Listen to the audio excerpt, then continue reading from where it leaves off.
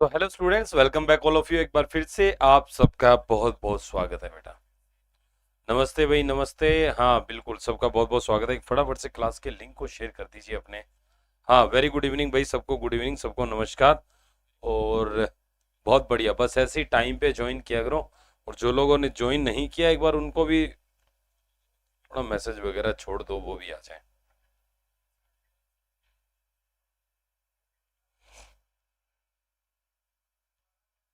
Good evening, good evening, सबको नमस्कार बेटा, सबको नमस्कार, सबको गुड इवनिंग। बिल्कुल ऐसे ही बस रेगुलर जो है कनेक्ट रहिए। और बढ़िया तैयारी हो रही होगी बेटा सबकी।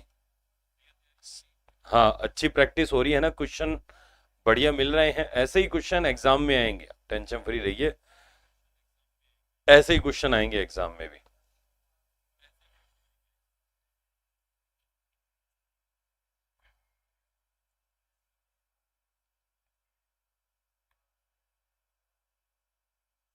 चलिए बहुत बढ़िया, धीरे धीरे लोग आ रहे हैं, पर कोई बात नहीं, चलो आ जाएंगे। हम्म, तो स्टार्ट करते हैं सेशन को बेटा। एक तो जो भी लोग आप लोग कनेक्ट कर गए हैं, तो एक तो बेटा जूनियर अकाउंटेंट की जो टेस्ट सीरीज है उसका प्राइस 399 रुपीज है।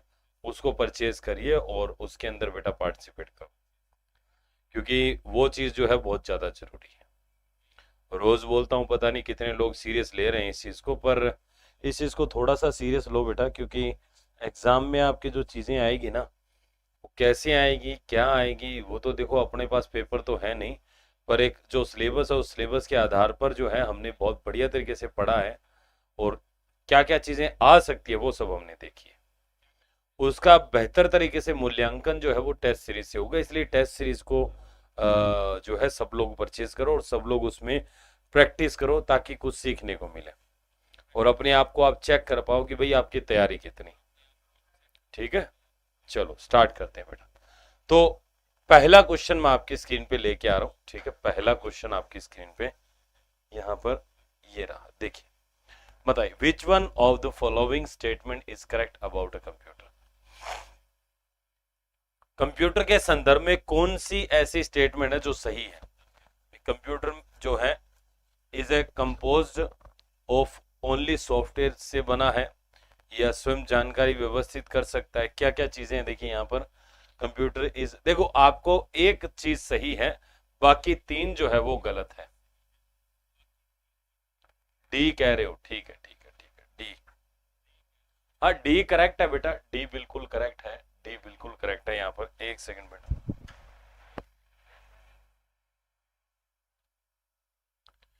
डी करेक्ट है। यहाँ पर देखो कंप्यूटर जो है, बाकी सब चीजें जो है वो सेकेंडरी है। देखिए सबसे पहले कंप्यूटर आपका जो है वो क्या कर सकता है, इलेक्ट्रॉनिक उपकरण है। ठीक है, इलेक्ट्रॉनिक डिवाइस है जो डेटा को स्टोर कर सकता है, संग्रहित कर सकता है, पुनः प्राप्त और संसाधित कर सकता है। मतलब उसको दोबारा से प्राप्त करके जो है उसे प्रोसेस कर सकता है, संसाधित कर सकता है। इस प्रकार से पहले क्वेश्चन में आपका डी जो आंसर है ये मेरा सही हो जाएगा। भाई देखो, कंप्यूटर हार्डवेयर से बना है, हार्डवेयर सॉफ्टवेयर दोनों से बना है, तो ये दोनों गलत हो जाती है। अच्छा, स्वयं सारी जानकारी व्यवस्था नहीं, हमें उसमें करनी होती है बेटा। अगला देखिए इसमें क्या है, the CPU and memory are located on the off the computer. बताइए, जो आपकी एक प्रकार से मेमोरी है वो आपके कहां पर लोकेटेड रहती है, ये आपको बताना है। यहाँ पर बताइए भाई, CPU and memory are located, CPU और मेमोरी जो है वो कहां पर। देखिए बड़ा बढ़िया क्वेश्चन है। अभी तक आप लोगों ने सिंपल देखा होगा भी, सीपीयू मेमोरी वगैरह जो है, सीपीयू एक तरीके से अपन माइक्रो प्रोसेसर को भी कह देते हैं, है ना। मदरबोर्ड आपका होता है यहाँ पर, है ना। अलग अलग चीजें, तो ये मेमोरी कहाँ होती है, मेमोरी कंप्यूटर के अंदर तो होती है, पर वो कहाँ होती है। अब देखो, हाँ अगर ये क्वेश्चन नहीं आया, हाँ बिल्कुल सही है। शुभम शुभम जो है, हाँ काफी लोगों का डी है। देखिए इसमें बेटा क्या, कई बार ना ऐसा क्वेश्चन आ जाता है जिसके बारे में हमें हवा ही नहीं लगती कि यार है क्या।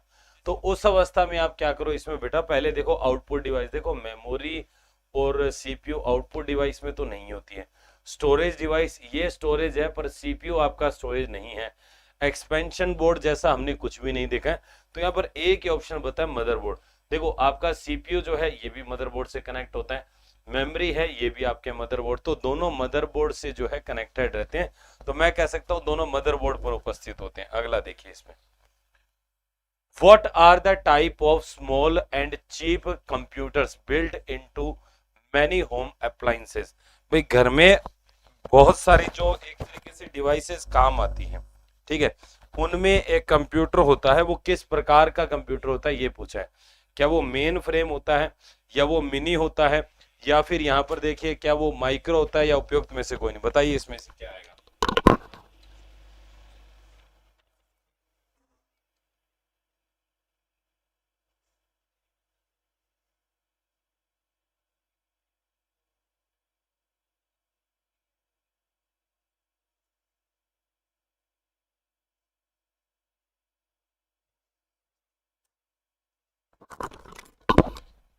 चलिए थोड़ा सा बेटा, हाँ देखो यहाँ पर ऑप्शन कौन सा है, देखो जनरली जो हम लोग घरों में कंप्यूटर काम में लेते हैं ना, वो माइक्रो कंप्यूटर होता है बेटा, ध्यान रखिएगा माइक्रो होता है, ठीक है। देखो जनरली घरों में जो काम में लेते हैं वो आपका माइक्रो कंप्यूटर होता है, ठीक है, माइक्रो होता है। माइक्रो से थोड़ा सा अगर मैं छोटी कंपनी वगैरह की बात करूं, तो वहां पर आपका एक तरीके से जो कंप्यूटर होता है वो मिनी होता है। मिनी के बाद में और बड़ी कंपनी में काम करूं तो वो आपका मेन फ्रेम होता है, और एक सुपर कंप्यूटर और होता है इनके अलावा। हाँ यहाँ पर आपका मिनी है, माइक्रो आएगा, ठीक है। अगला देखिए बेटा, अगला देखिए यहाँ पर क्या आएगा, बताइए।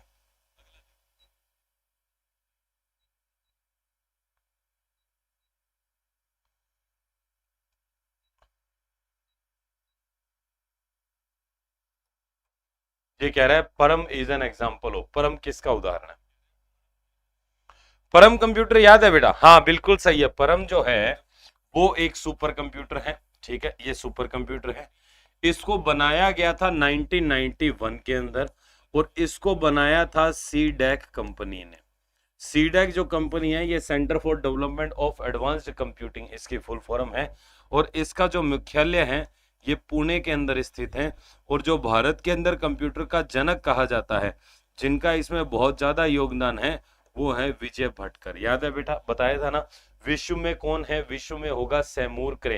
हाँ शीतल, सैमूर क्रे विश्व का है बेटा, भारत का विजय भटकर है, सैमूर क्रे विश्व का है। और जो संस्था थी वो सीआरसी थी, क्रे रिसर्च कंपनी, 1976 के अंदर बना था, वो विश्व का है, पर ये भारत का है बेटा। परम जो है ये भारत का है, तो इसमें सैमूर क्रे नहीं आएगा। अगला देखो, विच of the following is not the valid work of input device. भाई इनपुट डिवाइस का कौन सा वाला ऐसा है जो काम नहीं है, इनपुट डिवाइस का काम नहीं है, बताइए कौन सा आएगा।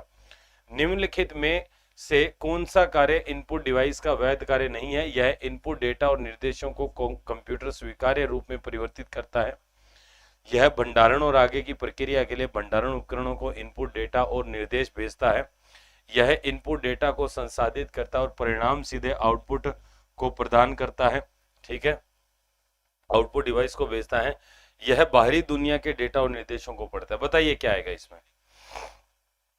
मैं साइड हो गया था, इंग्लिश हिंदी दोनों आपने अच्छे से पढ़ लिया होगा बेटा। हाँ बताओ। ए, बढ़िया क्वेश्चन है, बहुत बढ़िया लेवल का क्वेश्चन है, इसको तसल्ली से पढ़ो और फिर आंसर दो। और वीडियो को लाइक करो बेटा, इतने कम लाइक कैसे हैं, 6 कैसे हैं मात्र, जबकि 15 लोग देख रहे हैं अभी वीडियो को। यहां पर देखिए बेटा क्या है कि इनपुट डिवाइस पहले तो इनपुट डिवाइस कौन सी होती है? जो कंप्यूटर को इंस्ट्रक्शन देती है, जो कंप्यूटर के अंदर डेटा डालती है, उसको हम लोग इनपुट कहते हैं, ठीक है। अब देखो ये कह रहा है कि इनपुट डेटा और निर्देशों कंप्यूटर स्वीकार्य रूप में, बिल्कुल सही है, कंप्यूटर समझ सके उस फॉर्मेट में देता है। यहां पर ऑप्शन नंबर बेटा जो सी है ना, ये सी आएगा, क्योंकि ये कह रहा है इनपुट डेटा को संसाधित करता है, भैया प्रोसेस नहीं करता है। चलो इनपुट डेटा दे दिया और परिणाम सीधे आउटपुट डिवाइस को भेजता है, नहीं नहीं, आउटपुट वगैरह को नहीं भेजता है, ये कंप्यूटर को भेजता है, ये सीपीयू को भेजता है। फिर सीपीयू डिसाइड करेगा कि हमें ये डेटा किसको देना है, यानी कि ये डेटा हमें मान लीजिए कि आउटपुट को देना है, स्क्रीन को देना है, या स्पीकर को देना है, किसको देना है, वो सीपीयू डिसाइड करेगा, वो हमारा कंप्यूटर जो है वो डिसाइड करेगा, इनपुट डिवाइस जो है वो डिसाइड नहीं करेगा। सो ऑप्शन नंबर यहाँ पर सी जो है वो यहाँ पर करेक्ट है। अगला देखिए इसमें क्या है, the maximum amount of data that can be stored in a storage media is called. देखिए कोई भी आपकी स्टोरेज मीडिया है, कोई भी ले लीजिए, पेन ड्राइव हो या सीडी हो या डीवीडी हो या हार्ड डिस्क हो या मेमोरी कार्ड हो, कुछ भी हो, वो जो ज्यादा से ज्यादा डेटा ले सकता है ना, वो क्या होता है, उसको क्या बोलते हैं? आपका मोबाइल है, आप कहोगे कि साहब 64 GB हमारा मोबाइल है, पर वो 64 GB तो है, पर वो 64 GB क्या है, वो क्या कर सकता है 64 GB? वो यहाँ पर क्या होगा वो बताइए आप। बताइए, उसको मैग्नेटिक स्टोरेज कहेंगे, ऑप्टिकल स्टोरेज कहेंगे, सॉलिड स्टेट स्टोरेज, स्टोरेज क्षमता, एग्जैक्टली बिल्कुल नहीं नहीं, अरे भाई उसको स्टोरेज क्षमता कहेंगे बेटा, स्टोरेज कैपेसिटी। अरे भाई कितनी कैपेसिटी है, जैसे एक पानी की टंकी है, उसमें ज्यादा से ज्यादा कितना पानी आ सकता है, तो उसकी कैपेसिटी कितनी है, 1000 लीटर की, 500 लीटर की। वैसे ही हमारा मेमोरी कार्ड होता है या हमारी मोबाइल की मेमोरी होती है, जैसे 64 GB है, तो आपके मोबाइल की कैपेसिटी है वो, कि उसमें 64 GB डेटा आ सकता है, डेटा को स्टोर करने की कैपेसिटी है बेटा वो। समझ में आया? हाँ, स्टोर करने की कैपेसिटी। अगला देखिए इसमें, विच of the following programme is essential for the functioning of a computer system. देखिए, इनमें से एक चीज ऐसी है, एक ऐसा है जिसका हमारे कंप्यूटर में होना बहुत ज्यादा जरूरी होता है, जिसके बिना हमारा कंप्यूटर काम नहीं कर सकता है। कौन सा आएगा? 30 सेकंड पहले आपको दिए मैंने, बताओ क्या आएगा? करो बेटा, क्या आएगा? 30 सेकंड आपको दिए मैंने, बताओ क्या आएगा? काउंटडाउन चालू करूं क्या यहाँ, है ना? बढ़िया लगेगा, मजा आएगा। काउंटडाउन देखता हूं मैं इसमें, यहाँ पर काउंटडाउन भी आता है बेटा एक, ये रहा।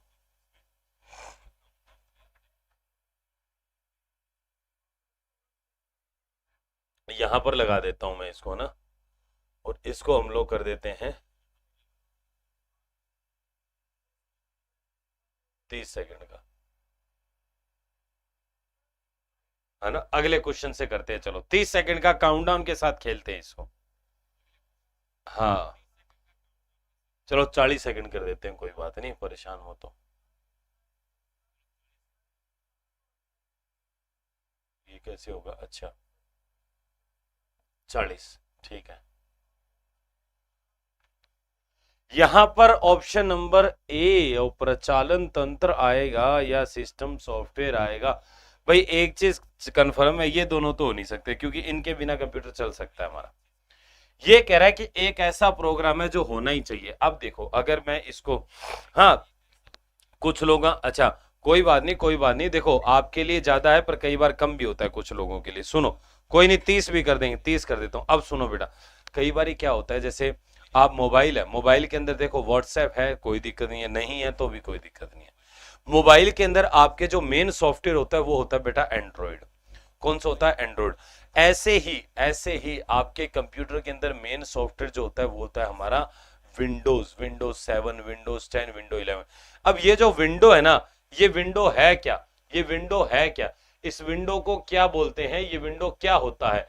तो ये जो विंडो है बेटा, इसको कहते हैं ऑपरेटिंग सिस्टम, इसको कहते हैं ऑपरेटिंग सिस्टम। देखो कई बार हिंदी में, अच्छा ये सिस्टम सॉफ्टवेयर ही होता है बेटा, सिस्टम सॉफ्टवेयर के अंदर ही आता है ये। देखो सिस्टम सॉफ्टवेयर में 5 चीजें आती हैं। पहला होता है ऑपरेटिंग सिस्टम, ठीक है। दूसरा होता है लैंग्वेज, प्रोग्रामिंग लैंग्वेज।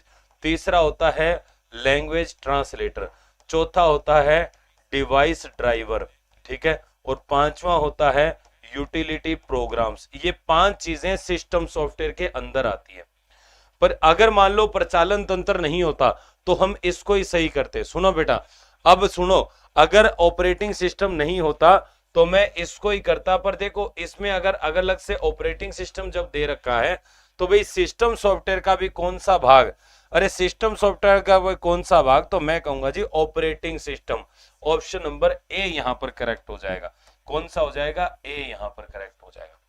ए सही है, बी, देख बी भी सही है।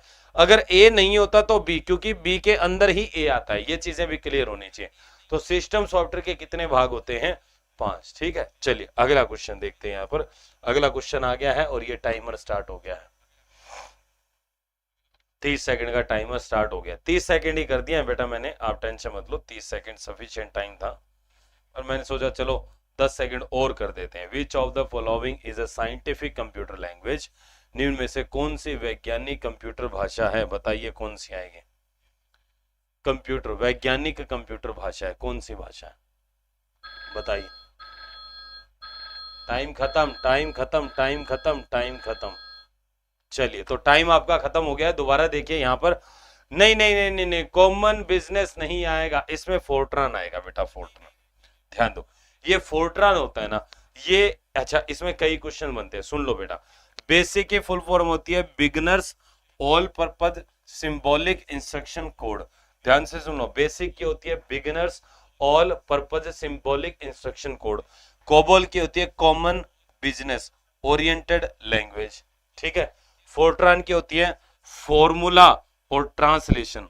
फॉर्मूला ट्रांसलेशन, ये वैज्ञानिक भाषा इसलिए कहते हैं इसको क्योंकि इसमें फॉर्मूलाज हैं, फॉर्मूलाज है, गणित के सूत्र वगैरह हैं, फिजिक्स के जो कैलकुलेशन वगैरह करते हैं वो वाले हैं। ठीक है। दूसरा दूसरा यहां पर जो है फोर्ट्रॉन जो है ये पहली फर्स्ट फर्स्ट अरे बेटा फर्स्ट हाई लेवल लैंग्वेज है, पहली उच्च स्तरीय भाषा है और कंप्यूटर की दूसरी पीढ़ी में काम में ली गई थी, ये और ध्यान रखना। ठीक है, तो ये बेटा यहां पर मेरा हो जाएगा। चलिए आगे बढ़ते हैं इसके अंदर। अगला क्वेश्चन और टाइमर स्टार्ट हो गया आपका। Which of the following is the system designed to prevent unauthorised access to और फ्रॉम अ प्राइवेट नेटवर्क। मतलब यहां पर एक ऐसा चीज है जो नेटवर्क से, है ना, यानी कि किसी भी नेटवर्क या निजी नेटवर्क जो होता है, हमारा पर्सनल नेटवर्क होता है, उसमें अनऑथराइज्ड मतलब कहते हैं जिनको परमिशन नहीं है उनसे रोकता है। कौन सा आएगा? बिल्कुल ठीक है, बिल्कुल ठीक है। बताओ क्या आएगा इसमें? अरे कौन सा आएगा? सी बिल्कुल करेक्ट आंसर है, बिल्कुल सही आंसर है। काफी लोगों ने दिया, इसमें टाइम ज्यादा लिया आपने, है ना, कोई बात नहीं बेटा। यहां पर जो ऑप्शन आएगा ना उसमें आएगा मेरा फायरवॉल। फायरवॉल जो होता है ना ये हार्डवेयर और सॉफ्टवेयर दोनों होता है।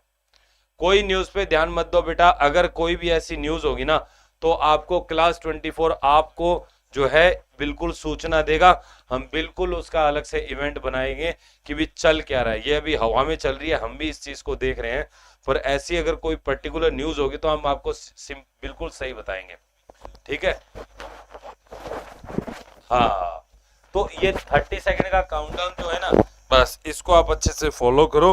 और अगर आप 30 सेकंड में कर रहे हो तो आपकी स्पीड बहुत अच्छी है।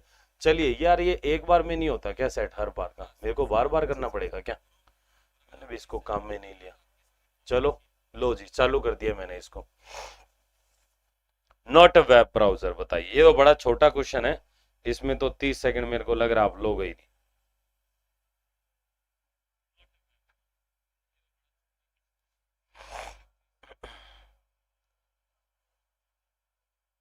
ध्यान से पढ़ के बताओ बेटा क्या आएगा इसमें।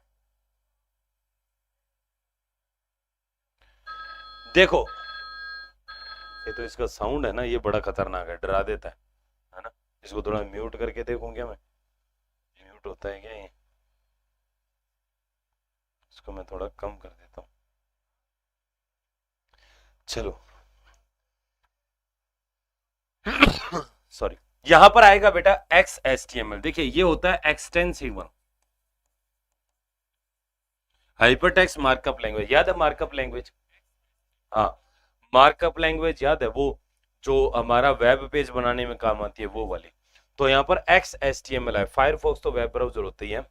देखो मैक वेब वैसे नहीं होता है, पर मैक वेब का, मैक का एक तरीके से ये हमारा एप्पल हो गया बेटा।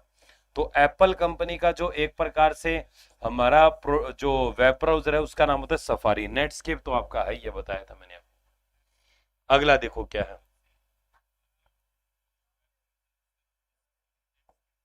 चलो, if you want to move an icon on your desktop it is called. बताइए क्या आएगा? फटाफट बताओ, फटाफट बताओ, फटाफट बताओ। 30 सेकंड का टाइम है, आराम से बताओ। अब जल्दबाजी मत करना, 30 सेकंड का टाइम दे रहा हूं तो सोच समझ के जवाब दो, पर सही दो। बताओ बेटा क्या आएगा? इसमें यहाँ बीच में कर देता हूँ, बीच में होगा नहीं है। यहाँ कहाँ, इधर कर देते हैं, ये जगह खाली पड़ी। ठीक है, चलिए तो इसी के साथ टाइम समाप्त हो गया आपका। यहां पर बेटा आएगा, कौन सा आएगा? देखो ड्रैगिंग बोलते हैं इसको, ड्रैगिंग। ड्रैगिंग, ड्रैग करना। अरे इसको ऐसे समझो, जैसे आपके पास मोबाइल है, मोबाइल में आप कई बार एप्लीकेशन को ऐसे सेलेक्ट करते हो फिर खींच के दूसरी जगह लेके जाते हो, वो चीज ड्रैगिंग कहलाती है बेटा। उसको ड्रैगिंग बोलते हैं। क्या बोलते हैं? ड्रैगिंग, ड्रैग करना। अगला देखो बेटा, इसको मैं यहीं लेके आता हूं मेरे पास, क्योंकि फिर बार बार टाइम सेट करना होता है। अगला देखो क्या है। बताओ। Which of the following command is given to reboot the computer? बड़ा बढ़िया क्वेश्चन है। कंप्यूटर को रीबूट करना समझते हो क्या? यानी कि रीस्टार्ट करना। कौन सा आएगा? Control alt delete, control shift arrow, control shift delete, control alt shift या कंट्रोल अल्ट टैब? बताइए क्या आएगा। बहुत बढ़िया क्वेश्चन है। 4 3 2 1, बिल्कुल। तो देखिए यहां पर जो मेरा आंसर आएगा बेटा, वो आंसर आएगा यहां पर control alt delete. Alt control लेते, 3 बटन दबाते अपन। नहीं नहीं नहीं नहीं नहीं, सी नहीं आएगा बेटा, कंट्रोल शिफ्ट नहीं होता, अल्ट कंट्रोल और डिलीट ऐसे। ये 3 बटन दबाते तो हमारा जो कंप्यूटर होता है ना, वो रीस्टार्ट करने के लिए जो है उस मोड में आ जाता है। तो आप वहां पर आप अपने कंप्यूटर को रीस्टार्ट वगैरह करने के ऑप्शन आते हैं, तो उसमें से जो भी आपका रिक्वायर्ड ऑप्शन हो उसको आप चूज कर सकते हो। ठीक है, चलिए अगला क्वेश्चन देखते हैं। अगला क्वेश्चन आ गया है। एक मिनट, बताइए इसमें क्या आएगा।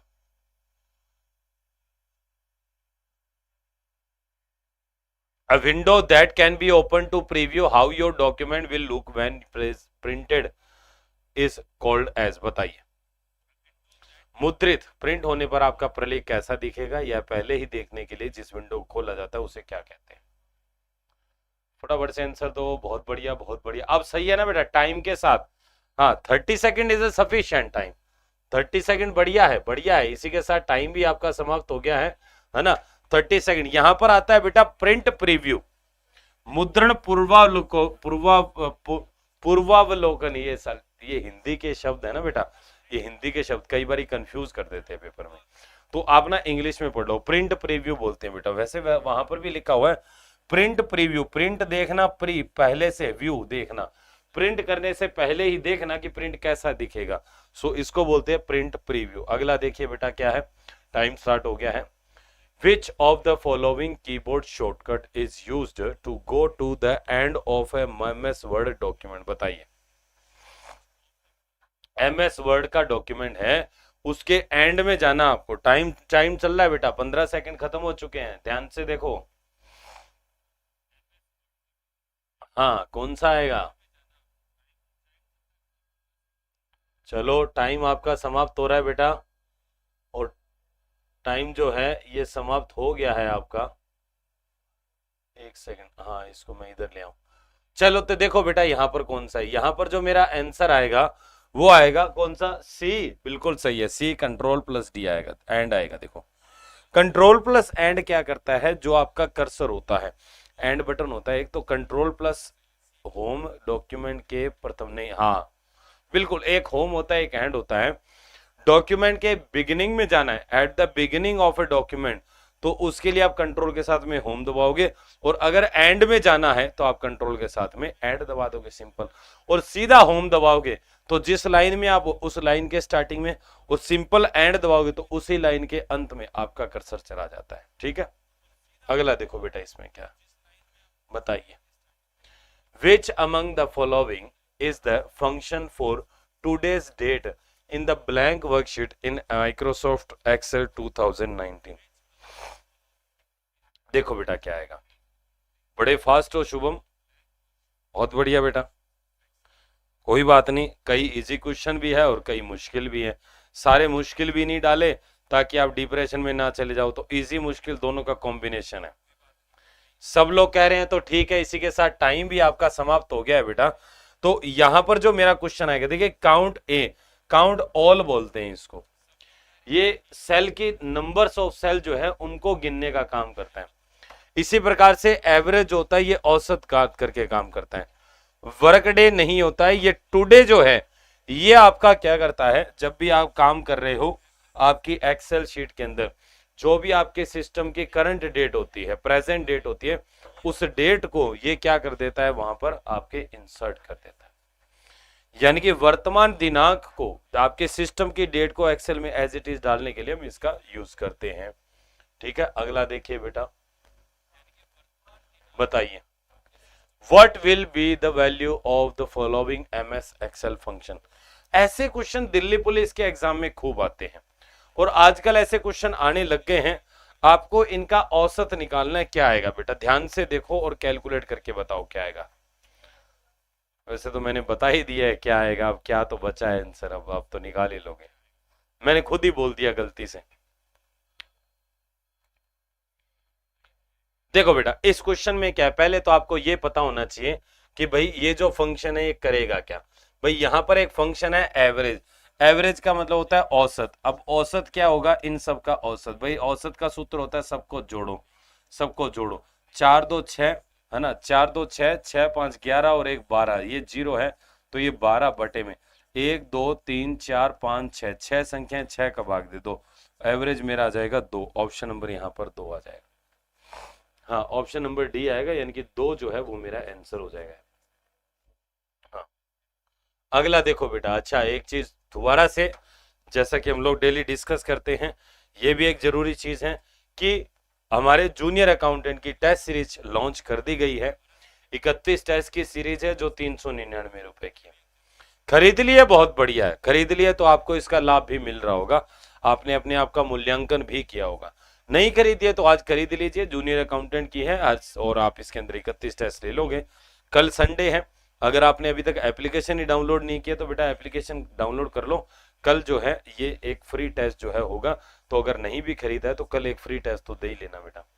ऐसी जो, अगर आप वुमेन सुपरवाइजर की प्रिपरेशन कर रहे हो ना, तो इसकी भी 31 टेस्ट की सीरीज है 299 की, है ना, तो इसकी भी एप्लीकेशन डाउनलोड कर लो, है ना। बेटा कम करो तो कम तो कोई मतलब नहीं है, देखो ये कोई बहाने नहीं होते, कम करो। कम कोई ज्यादा प्राइस नहीं है तुम्हारे लिए, ना ना कोई ज्यादा प्राइस नहीं है बेटा, इसमें कम ज्यादा का कुछ सीन नहीं है। आप देखो क्वालिटी जहां लोगे, आपको पूरा कोर्स फ्री में करवा रहे हैं। एक बात बताओ भाई, कोई पैसा नहीं लिया, थ्योरी की क्लास प्रैक्टिस, है ना, इसके पैसे लिए होते तब तो फिर भी समझ में आ रहा है। भैया आपको थ्योरी की लेक्चर की पैसे देने नहीं पड़े, केवल आपको प्रैक्टिस के एमसीक्यू के मांग रहे, और कोई ज्यादा नहीं है। तो आप इसको निश्चित रूप से परचेज करिए, और ऐप भी अगर डाउनलोड नहीं किया तो ऐप करो, और कल फ्री का टेस्ट देना। दूसरा टेलीग्राम चैनल है हमारा, है ना, इसको भी ज्वाइन कर लो। अगला देखो बेटा, इस टेलीग्राम चैनल का लिंक तो कमेंट सेक्शन में दिया हुआ है, वैसे ही अगला देखो। इन MS PowerPoint let's your copy all the formatting from one theme and use it in another theme। बताइए, MS PowerPoint में थीम को कॉपी करने के लिए, है ना, किसका यूज करते हो बताओ।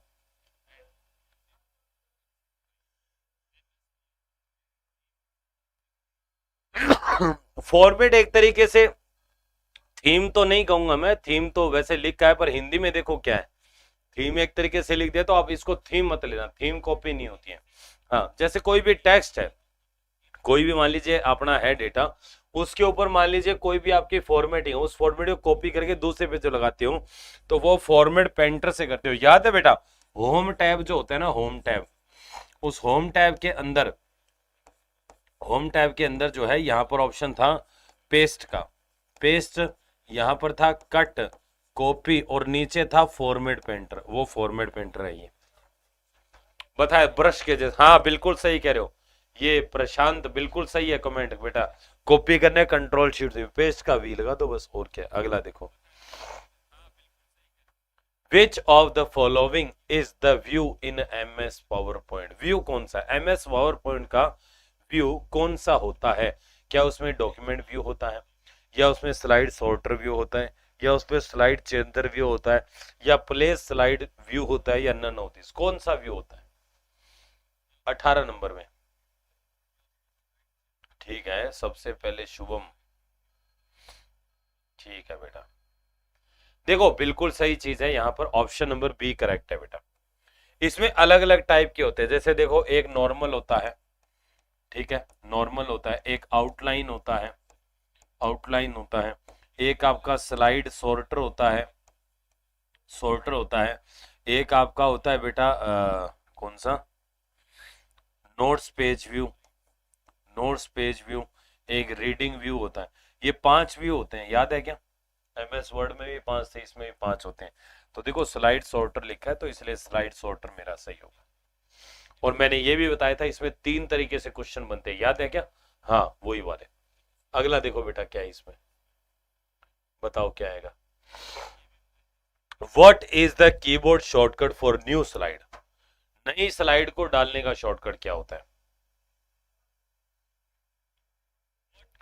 एक तो बेटा अगर आपको क्वेश्चन नहीं भी आ रहा हो तो दूसरों का ऑप्शन देख के मत लिखा करो, आप खुद किया करो, चाहे आपका गलत होना तो भी कोई दिक्कत नहीं है, आपको जो आंसर लगे ना उसको टिक किया करो, क्योंकि यहाँ तो चलो कमेंट चल रहे हैं, यहाँ तो आप दूसरों को देख सकते हो, पर पेपर में थोड़ी देख पाओगे ये चीजें, पेपर में नहीं देख पाओगे तो फिर वहां समस्या हो जाएगी। बी ऑप्शन नहीं आएगा बेटा, एम आएगा, देखो एम आएगा, बस यही तो चीज होती है। पहले हमें न्यू का मतलब होता है एन कर लेते हैं हम लोग, है ना बेटा। देखो एन से क्या होगी, नई प्रेजेंटेशन बनेगी। अरे क्या बनेगी, नई प्रेजेंटेशन। अब मैंने आपको बताया था एमएस वर्ड में क्या होता है भाई, एक पेज आपने बनाया, ठीक है, एक पेज आपने बनाया तो लिखते जाओ, अगला पेज अपने आप आ जाएगा, तीसरा अपने आप आएगा, चौथा अपने आप आएगा। एमएस एक्सेल में भी यही होता है भी, उसमें तो वर्कशीट होती है तो पेज का कॉन्सेप्ट ही नहीं है उसमें, तो वो बहुत बड़ी होती है। इसमें क्या होता है, एक स्लाइड पे आप लिखते जाइए, अगली स्लाइड अपने आप कभी नहीं आएगी, समझे मेरी बात, वो लानी पड़ती है। तो नई स्लाइड का जो होता है ना बेटा, वो ये होता है न्यू स्लाइड का, न्यू स्लाइड, ये न्यू प्रेजेंटेशन है, ये सेव का है, और ये हमारा होता है अलग, इसमें इसमें नहीं होता, ये उसमें अलग काम करता। अगला देखो क्या है, in internet technology what does DNS stands for? Internet में DNS का क्या मतलब होता है, DNS बताइए, DNS, B option, B option, divided name system, domain name system, distributed name system, dynamic name system. तो इसी के साथ में आपका टाइम 3210, टाइम खत्म हो गया है। काफी लोगों ने बी आंसर दिया है और बी बिल्कुल करेक्ट है बेटा। को डोमेन नेम जो होता है ना, वो डोमेन नेम सिस्टम द्वारा दिया जाता है। ऑप्शन नंबर इसमें बी आएगा। अगला देखो क्या है, देखो निम्न का मिलान करें, input device, processing device, storage device, output. बताइए इनमें से कौन सा किसके साथ कनेक्ट होगा, बताइए कौन सा आएगा इसमें। 21वां क्वेश्चन है, बताइए क्या आएगा इसमें। टाइम खत्म हो गया बेटा, टाइम खत्म हो गया, टाइम खत्म हो गया। देखो अगर आपको नहीं आए, हाँ अच्छा अच्छा अच्छा, बी 4 लोगों ने आंसर दिया है, बाकी लोग अभी कर रहे हो क्या, करो करो करो करो, बाकी लोगों का भी बी आ रहा है। जहां तक 6 लोगों ने आंसर दे दिया है, बाकी लोग कहा है भाई, सारे क्यों नहीं आंसर देते। देखो मैं आपको बता दूं यहाँ पर भाई, इनपुट डिवाइस जिससे कंप्यूटर को, अच्छा रोम प्रिंटर, प्रिंटर आउटपुट है तो ये आउटपुट हो गया, इनपुट टच स्क्रीन, ठीक है। अब स्टोरेज और प्रोसेसिंग का बचा है, स्टोरेज और प्रोसेसिंग का बचा है। देखो स्टोरेज जो डिवाइस है वो एक तरीके से फ्लैश मेमोरी आएगा यहाँ पर, और ये प्रोसेसिंग का आपका क्यू हो जाएगा, बी में क्यू आएगा, बी में पी आएगा, सॉरी ऑप्शन नंबर बी आएगा, बी आएगा, हाँ बी आएगा बेटा इसमें। क्योंकि इसमें क्या है, देखो टच स्क्रीन से इनपुट देते हैं, आउटपुट के रूप में प्रिंटर हमें उपलब्ध करवाता है। अब ये दोनों, वैसे प्रोसेसिंग का काम हमारा सीपीयू करता है, पर एक तरीके से रोम है, उसको स्टोरेज नहीं कह सकते क्योंकि वो कंप्यूटर को चालू वगैरह करने का काम करता है ना, हाँ इसलिए यहाँ पर ऑप्शन नंबर आएगा अपना कौन सा, ए। अगला देखो बेटा कौन सा है,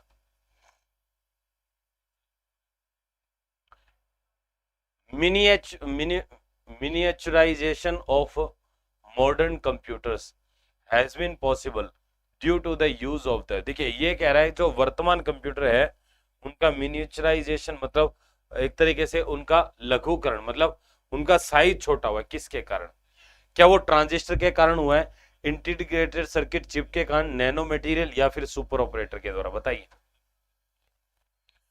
कुछ लोग सी कह रहे हैं और कुछ कह रहे हैं बी, सी और बी आंसर है ना। बताता हूं बेटा क्या आएगा इसमें।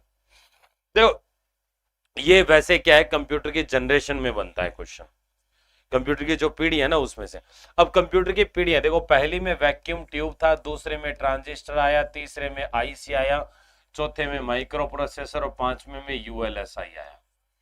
अब बेसिकली क्या है, देखो वैक्यूम ट्यूब, ट्रांजिस्टर, आईसी, ये आईसी मदरबोर्ड, जो ये माइक्रो प्रोसेसर आईसी से ही बनता है, और ये माइक्रो प्रोसेसर और ये यूएलएसआई ये भी आईसी से ही बना है। तो कुल मिला के यहाँ पर जो आईसी है ना, समाकलित परिपथ यानी कि इंटीग्रेटेड सर्किट, यही है जिसके कारण से हमारे कंप्यूटर का साइज छोटा हुआ है, क्योंकि आईसी के ही बढ़िया रूप है वो। अब आईसी के कैसे, जो माइक्रो प्रोसेसर होता है, ये आपका देखो ये आईसी थी एसएसआई और एमएसआई टाइप की, स्मॉल स्केल इंटीग्रेशन मीडियम। ये थी एलएसआई, माइक्रो प्रोसेसर होता है एलएसआई, लार्ज स्केल, एक वेरी लार्ज स्केल इंटीग्रेशन। और ये आपका क्या है कि यूएलएसआई यानी कि अल्ट्रा लार्ज स्केल या सुपर लार्ज स्केल, एसएलएसआई भी कह सकते हैं इसको। अगला देखो इसमें क्या, हाँ जेएस स्किल भी बिल्कुल सही है। अगला देखो इसमें क्या,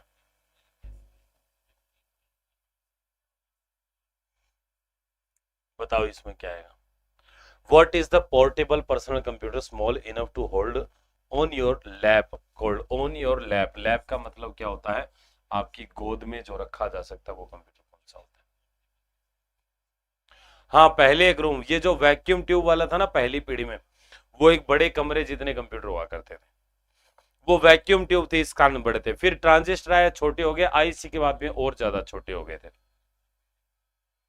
चलिए इसी के साथ आपका समय जो है वो समाप्त होता है, इस क्वेश्चन का भी काउंटडाउन खत्म हो चुका है। यहां पर देखिए notebook PDF main frame work station. अब इसमें बताइए बेटा कौन सा आएगा। वैसे तो देखो जो गोद में रखते हैं उसको लैपटॉप बोलते हैं, लैपटॉप बोलते हैं। तो ये जो नोटबुक है ना, नोटबुक है, ये नोटबुक लैपटॉप का ही दूसरा नाम है बेटा, ध्यान रखिएगा। Laptop personal digital assistant, PD होता है, मिनी फ्रेम, मेन फ्रेम, ये तो बेटा बड़ी बड़ी कंपनियों में काम में आते हैं कंप्यूटर, ठीक है। वर्क स्टेशन ये भी थोड़े बढ़िया टाइप के कंप्यूटर होते हैं। नॉर्मली हम जो लैपटॉप वगैरह लेते हैं ना उसको नोटबुक कहते हैं, जो एक सामान्य और साधारण क्षमता वाला कंप्यूटर होता है। अगला देखिए बेटा क्या है, बताइए फटाफट से। 30 सेकंड का टाइम स्टार्ट हो गया। Which of the following input device is widely used in test such as aptitude test, बताइए। ये योग्यता परीक्षण जैसे परीक्षा में किसका यूज करते हैं, बार कोड रीडर का, ऑप्टिकल मार्क पहचान का, या फिर मैग्नेटिक इंक कैरेक्टर पहचान का, या टच पैड का। बड़ा ही सिंपल सा क्वेश्चन है, ये बहुत सिंपल क्वेश्चन। देखो अगर आपको नहीं समझ में आ रहा है तो ऑप्शन से सॉल्व हो जाएगा, ये ऑप्शन से सॉल्व हो जाएगा। अरे भाई नहीं नहीं नहीं नहीं, सुनो बेटा सुनो, आपका तो आपने पता नहीं मेरी क्लास से लिए कि नहीं लिए, पर सुनो इसमें बेटा बहुत सिंपल सा है। इसमें ऑप्शन OMR आएगा। देखो बारकोड, इससे किसी की योग्यता का परीक्षण कर सकते हो क्या आप बारकोड से। ये तो बाजार से कोई सामान लाते हो, उसको स्कैन करके उसका दाम जो अंकित होता है मशीन में वो होता है, पेन के ऊपर भी लाइनें बनी होती है वो होता है बारकोड, इससे योग्यता परीक्षण नहीं होता है।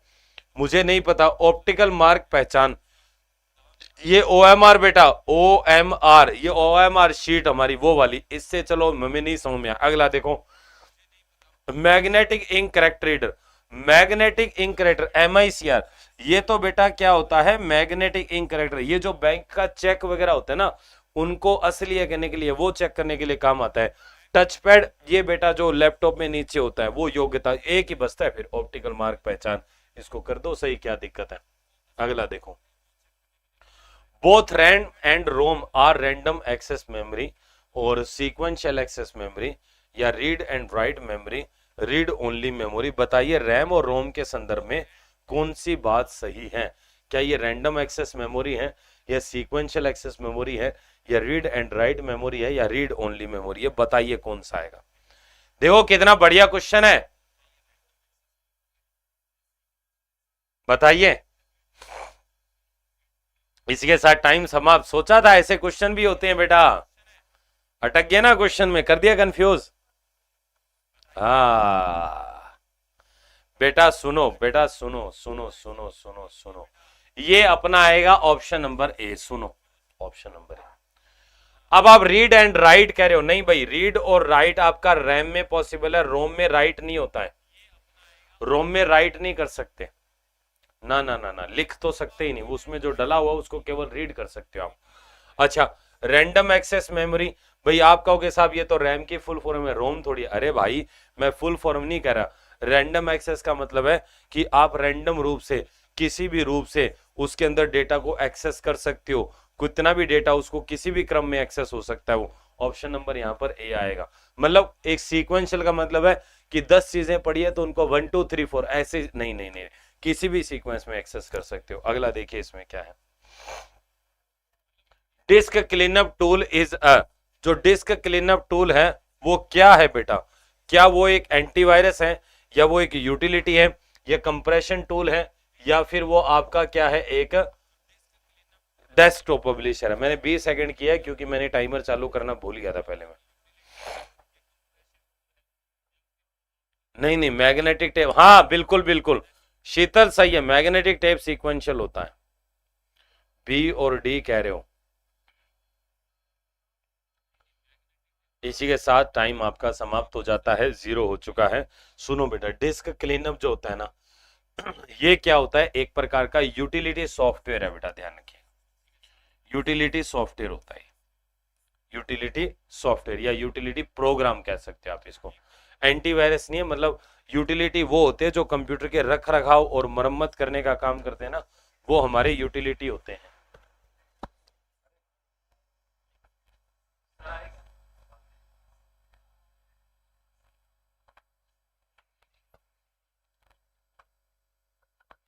अगला देखिए यहाँ पर कौन सा है, मैं वही देख रहा था सर आए कि नहीं आए आपके, फोन करवा देते कोई बार। अगला देखो क्या है, देखिए इसमें ये कह रहा है कि विच of the following statement about machine language is correct? Machine language is machine dependent, machine language is machine independent, machine language is easier than high level language. क्या क्या मैं डेटा ही नहीं, एक मिनट बेटा, एक सेकंड, आप इस क्वेश्चन को सॉल्व करिए।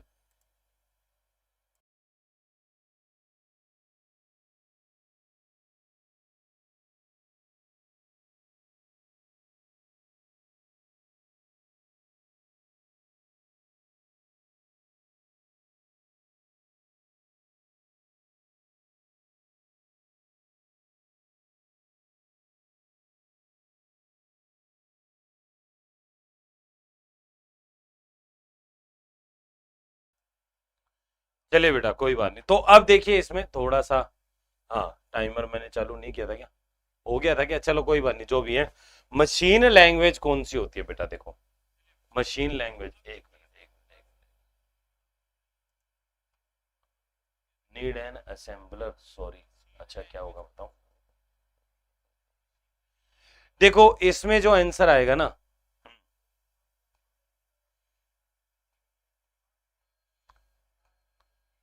ए और सी आंसर आ रहे हैं। सुनो बेटा, देखो इसमें क्या है कि आप मशीनी भाषा के संबंध, देखो मशीनी लैंग्वेज कौन सी लैंग्वेज होती है, पहले तो ये देखना पड़ेगा।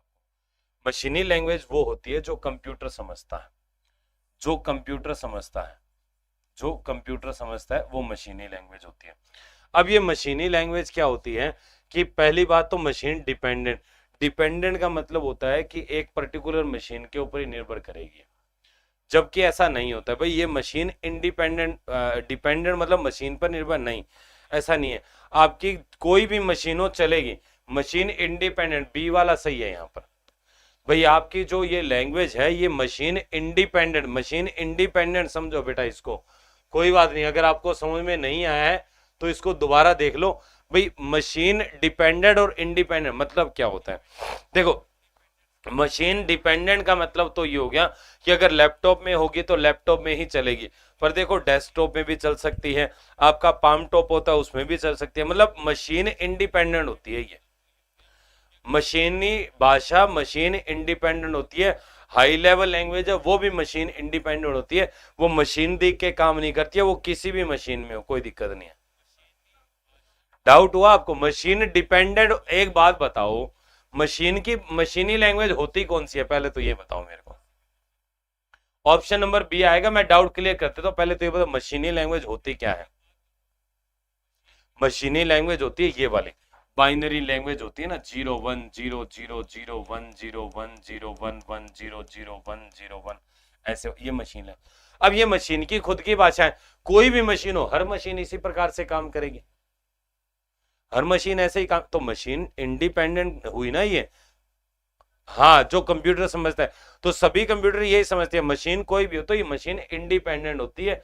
ये केवल मशीन आधारित नहीं है कि भाई आपका लैपटॉप है वो इस पर काम करेगा, डेस्कटॉप नहीं करेगा, वो होती है मशीन पर निर्भर, भाई इसी मशीन पे काम करेगी, वो चीज उस संदर्भ में कह रहा है। ठीक है, अगला देखो बेटा, अगला देखो,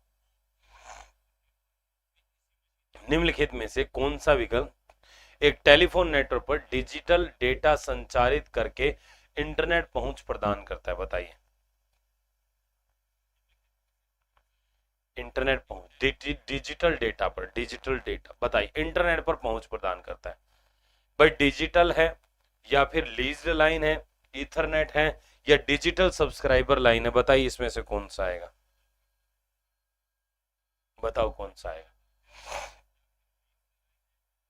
देखो बेटा इसमें ईथरनेट, देखो मेरी बात सुनो, ईथरनेट होता क्या है पहले तो ये बताओ, ऐसे ईथरनेट बोले जा रहे हो। देखो डिजिटल तो एक डेटा का फॉर्म हो गया, तो ये तो हो नहीं सकता पहली चीज। लीज्ड लाइन, ईथरनेट, और ये ईथरनेट क्या होता है भाई, ईथरनेट क्या होता है, जब कंप्यूटर को आपस में तार से, आप लैन नेटवर्क क्या प्रकार है ये, लैन के नेटवर्क में ये ईथरनेट लैन का एक प्रकार है। अब इसमें क्या होता है, सारे कंप्यूटर तार से जुड़े होते हैं, तो भाई इसमें क्या मतलब हो गया डिजिटल का, नहीं ये तो एक नेटवर्क होता है, नेट लगा है ना, ये एक नेटवर्क है। तो यहाँ पर लीज लाइन या फिर डेटा सब्सक्राइबर लाइन, इसमें से एक आएगा। अब यहां पर जो बेटा मेरा आंसर होगा ना, ध्यान से देखो, ये जो डेटा सब्सक्राइबर लाइन है इसको बोलते हैं डीएसएल, ये आएगा यहां पर। आपके घर में कभी अगर राउटर लगा है, सुनो, अगर आपके घर में राउटर लगा है, राउटर मतलब अगर आपने इंटरनेट का कनेक्शन लिया है, मॉडेम वगैरह लगा होगा घर पे, अगर आपने इंटरनेट का कनेक्शन लिया हुआ है तो वहां पर आप ये देखेंगे जो आपका राउटर है या मॉडेम है, उस मॉडेम के अंदर क्या है, ऊपर छोटी छोटी बत्तियां लगी है हरे रंग के, उनमें से एक लाइट ऐसी होगी जिसके ऊपर डीएसएल लिखा होगा, जिस पर क्या लिखा हो, डीएसएल। वो डीएसएल ये डेटा सब्सक्राइबर लाइन, मतलब जब आपका इसको ऐसे भी समझो बेटा, आप इंटरनेट का आपके आपके ब्रॉडबैंड में अगर कनेक्शन आपने ले रखा है तो आपको वहां पर क्या दिखेगा, वो लाइट जलती हुई दिखाई देगी। जैसे आपका नेट पैक खत्म हो जाएगा, जो डीएसएल है ना वो ब्लिंक करनी स्टार्ट कर देगी, डीएसएल वाली जो लाइट है वो ब्लिंक करनी स्टार्ट कर देगी, मतलब इंटरनेट पैक खत्म हो गया बेटा, रिचार्ज कराओ। कई बार इंटरनेट का पैक भी है, पीछे से तार वगैरह टूट जाए, ये क्या करती है, ये कंफर्म करती है कि आप एक प्रकार से डिजिटल डेटा जो है वो संचारित तो हो रहा है या नहीं हो रहा है। हाँ हाँ हाँ, मतलब नेट चल रहा है कि नहीं चल रहा है, वो इसी से ही एक तरीके से पता लगता है बेटा। अभी गौर करना, कभी आपके पास नहीं है तो आप कभी जाओ ना, उस पर देखना एक पे डीएसएल लिखा होगा, हाँ राउटर पे, बिल्कुल राउटर कह दो मॉडेम कह दो, एक ही बात। अगला, वैसे राउटर और मॉडेम दोनों अलग अलग होते हैं बेटा, मैं आपको समझाने के लिए कह रहा हूं। जैसे एक मान लो यूआरएल में एक मान्य प्रोटोकॉल नहीं है भाई, यूआरएल के अंदर एक प्रोटोकॉल ऐसी है जो नहीं होती है, कौन सी है, जो यूआरएल का एक भाग नहीं है, बताइए बताइए। HTLS, HTTPS, HTTP, FTP, बताइए कौन सा आएगा। टाइम खत्म होने वाला है, टाइम खत्म होने वाला है। बी, नहीं नहीं बेटा, ये तो होती है, कोई भी वेबसाइट खोल लो आपको HTTP या HTTPS तो मिलेगा ही मिलेगा, हाइपर टेक्स्ट ट्रांसफर प्रोटोकॉल, और यहां पर S का मतलब होता है सिक्योर। ये भी क्वेश्चन बनता है कि HTTPS में S का क्या तात्पर्य है, ठीक है। अब ये जो HTTP यही होगी, दोनों ये दोनों किसी भी नेट चलाते हैं, ऊपर आप www करके लिखते हो ना, उससे www से पहले आता है लिखा हो, तो ये एक प्रोटोकॉल होती है जो यूआरएल में काम आती है, ठीक है। अगला यहां पर है एफटीपी, एफटीपी होता है फाइल ट्रांसफर प्रोटोकॉल, ठीक है। तो ये फाइल ट्रांसफर प्रोटोकॉल जो है ये भी हमारे फाइल वगैरह को ट्रांसफर करने काम आती है, तो ये HTLS जो है ये यहां पर मेरा होगा बेटा, ठीक है। अगला देखो क्या है, किसी सिस्टम का आईपी एड्रेस के परिवर्तन से परिवर्तित हो जाता है। जैसे कोई भी सिस्टम है उसका आईपी एड्रेस कैसे बदलता है, इंटरनेट सेवा प्रदाता द्वारा बदला जाता है उसको, ठीक है, या फिर वेब पृष्ठ द्वारा बदला जाता है, रैम द्वारा, या वेब ब्राउजर, मतलब आईपी एड्रेस जो है ना वो के परिवर्तन से परिवर्तित होता है, मतलब किसके, आईपी एड्रेस कैसे बदलेगा आपका, जैसे मान लीजिए आप सेवा प्रदाता, बिल्कुल सही है। देखो आईपी एड्रेस जो होता है ना बेटा, ये क्या होता है, एक प्रकार से आईएसपी द्वारा दिया जाता है, इंटरनेट सर्विस प्रोवाइडर। भाई एक प्रकार से आप देखो, आप एयरटेल की सिम यूज कर रहे हो, जियो की कर रहे हो, आपका एक आईपी एड्रेस है, जैसे आपने जियो से एयरटेल में गए, एयरटेल से जियो, तो आईपी एड्रेस, वैसे आईपी एड्रेस क्या होता है इंटरनेट से जब भी कनेक्ट करते हो तो आईपी एड्रेस आपका चेंज होता है बेटा, ठीक है, इस प्रकार से। तो यहां पर आपका ये आएगा। तो ये बेटा हमारी आज की क्विज थी। आई होप आप सब लोगों को बढ़िया मजा आया होगा, अच्छे समझ में आया होगा। तो अब हमारे जो संजय सर हैं वो आगे के सेशन को कंटिन्यू करेंगे, ठीक है। तो चलिए कोई बात नहीं, 2-4 क्वेश्चन और देख लेते हैं, 2-4 क्वेश्चन और देख लेते हैं, कोई बात नहीं, कोई बात नहीं, 2-3 और देख लेते हैं। What does it mean to maximise window? Maximise window का मतलब क्या होता है बताइए। 1-2 क्वेश्चन और देख लेते हैं, सर अभी आ रहे हैं 5 मिनट में, तब तक 2-5 क्वेश्चन और देख लेते हैं। बताइए मैक्सिमाइज विंडो का मतलब क्या होता है?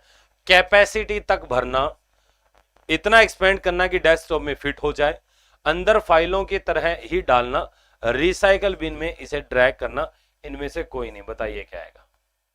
जी बिल्कुल सही है, ऑप्शन नंबर यहां पर बी जो है वो मेरा करेक्ट होगा। कि भाई मैक्सिमाइज का मतलब होता है कि कंप्यूटर की जो पूरे डेस्कटॉप है वो पूरा डेस्कटॉप आपका क्या हो जाएगा, इसमें कवर हो जाएगा। हाँ हाँ हाँ, इसमें ऑप्शन नंबर जो है वो कौन सा आएगा? ऑप्शन नंबर यहां पर आएगा मेरा 31 में 2, बिल्कुल सही है, ठीक है। अगला देखो बेटा कौन सा आएगा। What is the minimum number of rows and columns that can be made from a table in Microsoft Word? भाई MS Word के अंदर मिनिमम जो टेबल आप बनाते हो उसके अंदर कितने मिनिमम रो और मिनिमम कितने कॉलम हो सकते हैं? भाई 1 रो और 0 कॉलम, या 0 कॉलम या 0 रो, 0 रो 1 कॉलम, 1 कॉलम 1 रो। बताइए कौन सा आएगा? भाई MS वर्ड में अगर आप छोटी से छोटी टेबल बनाते हो तो उसमें कम से कम कितनी पंक्ति और रो हो सकते हैं? ऑप्शन नंबर यहां पर डी बिल्कुल सही है, रितु जी बिल्कुल सही है, D. Option number D is the correct answer. Row 0 और कॉलम यहां पर 0, ऑप्शन नंबर डी आएगा। अगला देखो क्या, माइक्रोसॉफ्ट वर्ड में पृष्ठ के अंत में पैराग्राफ के किसी विशेष शब्द का विवरण लिखने के लिए निम्नलिखित में से किस विकल्प का उपयोग किया जाता है? देखो कोई भी आपका पेज होता है, पेज के लास्ट में क्या लिखते हैं? पेज के लास्ट में आप छोटी जानकारी लिखते हो, उसको क्या कहते हैं? क्या उसको फुटर कहते हैं, क्या उसको फुट नोट कहते हैं, या उसको टेबल कहते हैं, या उसको एंड नोट कहते हैं? बताइए क्या कहते हैं? नहीं नहीं नहीं नहीं नहीं बेटा, गलत जवाब दे रहे हो, डी नहीं आएगा। नहीं नहीं नहीं, फुटनोट आएगा बेटा इसमें, फुटनोट, ध्यान दो। बिल्कुल रितु बिल्कुल सही है, बिल्कुल सही है, ए बिल्कुल सही है। हाँ रितु जी का सही है, बाकी सबका गलत है। आरपी कुमार आपका भी सही है बेटा, बहुत बढ़िया बहुत बढ़िया, ऐसे ही ऐसे बिल्कुल। रिंकू आपका भी सही। फुटर आएगा, फुटर किसी पेज के अंत में लिखते हैं ना बेटा, ये कह रहा पृष्ठ के अंत में। एंड नोट तो डॉक्यूमेंट के अंत में लिखा जाता है। हाँ अगला देखो क्या है। What program are use to create amount based document? मतलब value based, amount based document कौन से होते हैं? जिनमें हिसाब किताब वगैरह अपन को करना होता है ना, वो वाले अमाउंट बेस्ड होते हैं। तो उनके लिए कैसा सॉफ्टवेयर यूज करते हैं हम लोग? बताइए। हाँ फाइल के अंत में आता है, बिल्कुल सही है। यहां पर कौन सा आएगा? बिल्कुल सही है, यहां पर मेरा आएगा स्प्रेडशीट, मेरा आएगा स्प्रेडशीट। तो अब हमारा लास्ट क्वेश्चन है, एक क्वेश्चन लास्ट हमारा क्वेश्चन है, वो और देख लीजिए। How can you insert page number in a document in MS word? Document के अंदर पेज नंबर कैसे डाल सकते हैं? लास्ट क्वेश्चन बताइए, कैसे डाल सकते हो पेज नंबर? इंसर्ट मेन्यू में पेज नंबर पर क्लिक करके, फाइल मेन्यू पर पेज सेटअप पर क्लिक करके, इंसर्ट मेन्यू पर फुटनोट पर क्लिक करके, और ए और सी दोनों। बताइए कौन सा आएगा?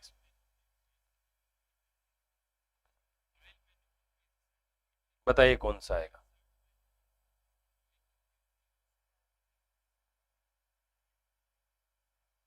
देखिए यहां पर ऑप्शन नंबर डी नहीं आएगा, ना ना ना ना ना ना। पहली बात तो फाइल मेन्यू पर तो पेज सेटअप आता ही नहीं है। फाइल मेन्यू तो सबसे पहला होता है फाइल, है ना, फिर होता है होम, ठीक है, फिर होता है इंसर्ट, ठीक है, फिर आगे करके ऐसे मेन्यू होते हैं। तो जो फाइल मेन्यू है इसमें तो कुछ नहीं होता है, फाइल से सेव करना, ओपन करना, सेव एज करना, ऐसे विकल्प होते हैं इसमें। हाँ यहां पर देखो ऑप्शन नंबर इसमें आएगा बी, नहीं नहीं बी नहीं आएगा, ऑप्शन नंबर आएगा ए, इंसर्ट मेन्यू पे जाइए और फिर पेज नंबर वहां पर आता है, हेडर फुटर के बगल में लिखा हो, उस पर आप क्लिक करिए, पेज नंबर इंसर्ट हो जाएगा। ठीक है, हाँ इस प्रकार से। तो ये बेटा आज की हमारी क्विज थी। आई होप आप सब लोगों को बढ़िया मजा आया होगा, अच्छे समझ में भी आया होगा। अगर कोई भी आपको डाउट है तो बेझिझक होकर पूछ सकते हो। हाँ बिल्कुल। कैसे? अरे एक बात बताओ, पेज नंबर नहीं आता बुक में, जैसे 1 2 3 4 5 6 ऐसे पेज नंबर आता है, तो वो जो पेज नंबर है ना वो ऑटोमेटिकली डलता है। तो उसके लिए आपको क्या करना होता है, आपकी जो ऐसे एमएस वर्ड है, एमएस वर्ड पे ऊपर टैब होते हैं, जैसे फाइल टैब, फिर होम टैब, फिर इंसर्ट टैब, फिर डिजाइन, लेआउट, रेफरेंसेस में है ना, मेलिंग, है ना, रिव्यू, व्यू, ऐसे करके बहुत सारे टैब होते हैं। उनमें जो आपका थर्ड वाला टैब होता है इंसर्ट टैब, उस इंसर्ट टैब के अंदर जाना होता है आपको। किस में जाना होता है? इंसर्ट में। तो जैसे मैं अगर यहाँ पर है तो इसमें दिखा देता हूँ। अगर इसमें आपके एमएस यहाँ पर अगर मेरे पास है तो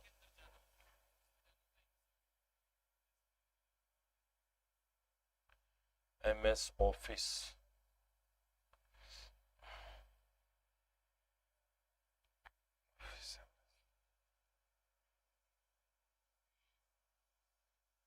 सिंपल सा है, थोड़ा सा ये ओपन हो जाता है, ओपन हो जाता है तो ठीक है, नहीं तो मैं थोड़ा सा दिखा देता हूँ आपको। क्या हुआ?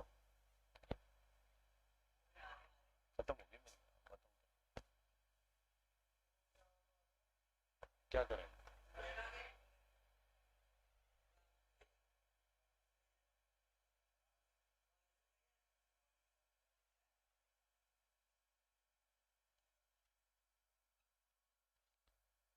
अब देखो इसमें ये यहाँ पर है, मैं इसको थोड़ा दिखाई देता हूँ। सर आ रहे हैं, मैंने बोल दिया वैसे तो, है ना।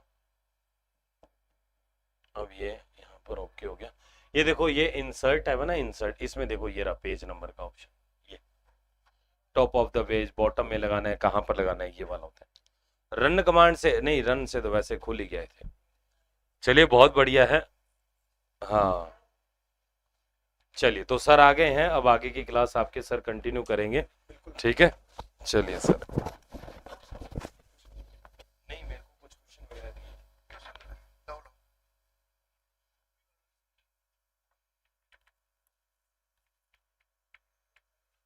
हाँ भाई, थोड़ा सा वेट कीजिएगा, क्लास स्टार्ट होने वाली है आपकी।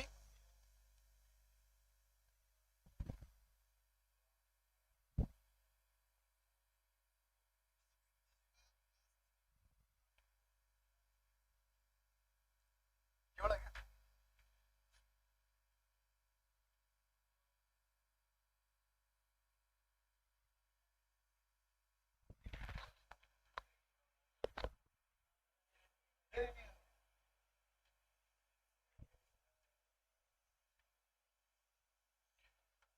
हाँ भाई, सभी को राधे राधे, जय श्री कृष्णा, जय श्री श्याम, और सभी को गुड इवनिंग। कैसे हो आप सभी लोग?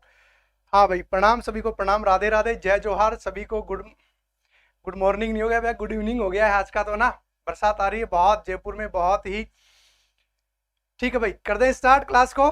ठीक है, ओके मेरे प्यारे विद्यार्थियों, करते हैं हम पॉलिटी में आज का जो सेशन होने वाला है। आपको पता है कि हम किस सेशन पर बात कर रहे हैं, तो आपका जो सेशन होने वाला है पॉलिटी का, हमारी जो ये क्लास होती है, और पॉलिटी में राज्यपाल, और आज राज्यपाल के साथ में हम विधान मंडल को भी आज पढ़ने का प्रयास करेंगे, क्योंकि इसमें कुछ क्वेश्चन विधान मंडल के हैं और कुछ क्वेश्चन आपके राज्यपाल से रिलेटेड हैं। चलो जी, शुरुआत कर देते हैं पहले क्वेश्चन के साथ। संविधान के अनुच्छेद 156 में उपबंध है कि राज्यपाल अपने पद ग्रहण की तारीख से 5 वर्ष की अवधि तक पद धारण करेगा। इससे निम्नलिखित में से कौन सा निष्कर्ष निकाला जा सकता है? ऐसा ही क्वेश्चन हमने कल भी पढ़ा था ना। ठीक है, दो ऑप्शन है इसमें से। किसी राज्यपाल को उसकी पदावधि पूरी होने से पूर्व पद से नहीं हटाया जा सकता। क्या किसी राज्यपाल को पदावधि से पहले हटाया जा सकता है क्या? यस या नो? कोई राज्यपाल 5 वर्ष की अवधि के बाद अपने पद पर बना रहता है, नहीं रह सकता है क्या? यस या नो? तो इन दोनों में से आप क्या इसका सही उत्तर दे रहे हैं? ठीक है, केवल एक सही है, केवल दो सही है, दो और यानी कि दोनों सही है, या दोनों ही नहीं है? चलो ये बता दीजिएगा। ये टॉपिक अभी पढ़ा नहीं है। किसने कहा पढ़ाया नहीं है? पढ़ा तो दिया मैंने ये वाला, यहां तक का टॉपिक तो। चलो जी,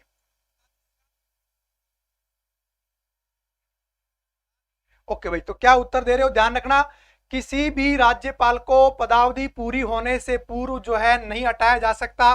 क्या ये बात है, हटाया जा सकता है, इसलिए पहला तो गलत हो गया। कोई राज्यपाल 5 वर्ष की अवधि के बाद अपने पद पर नहीं बना रह सकता, भाई बना रह सकता है। इसका मतलब दोनों के दोनों जो सेंटेंस है वो क्या है, गलत हैं। तो इसका राइट आंसर हो जाएगा दोनों ही सही नहीं है। इसका राइट आंसर क्या हो जाएगा, नमस्कार सभी को, जय श्री कृष्णा, राम राम भाई, राधे राधे, ठीक है। तो इसका मतलब हो जाएगा दोनों ही सेंटेंस क्या है, गलत हैं। आगे बात करते हैं, पश्चिमी बंगाल की प्रथम महिला राज्यपाल कौन थी? विजय लक्ष्मी पंडित, पदमजा नायडू, रजनी रॉय और शीला कौल।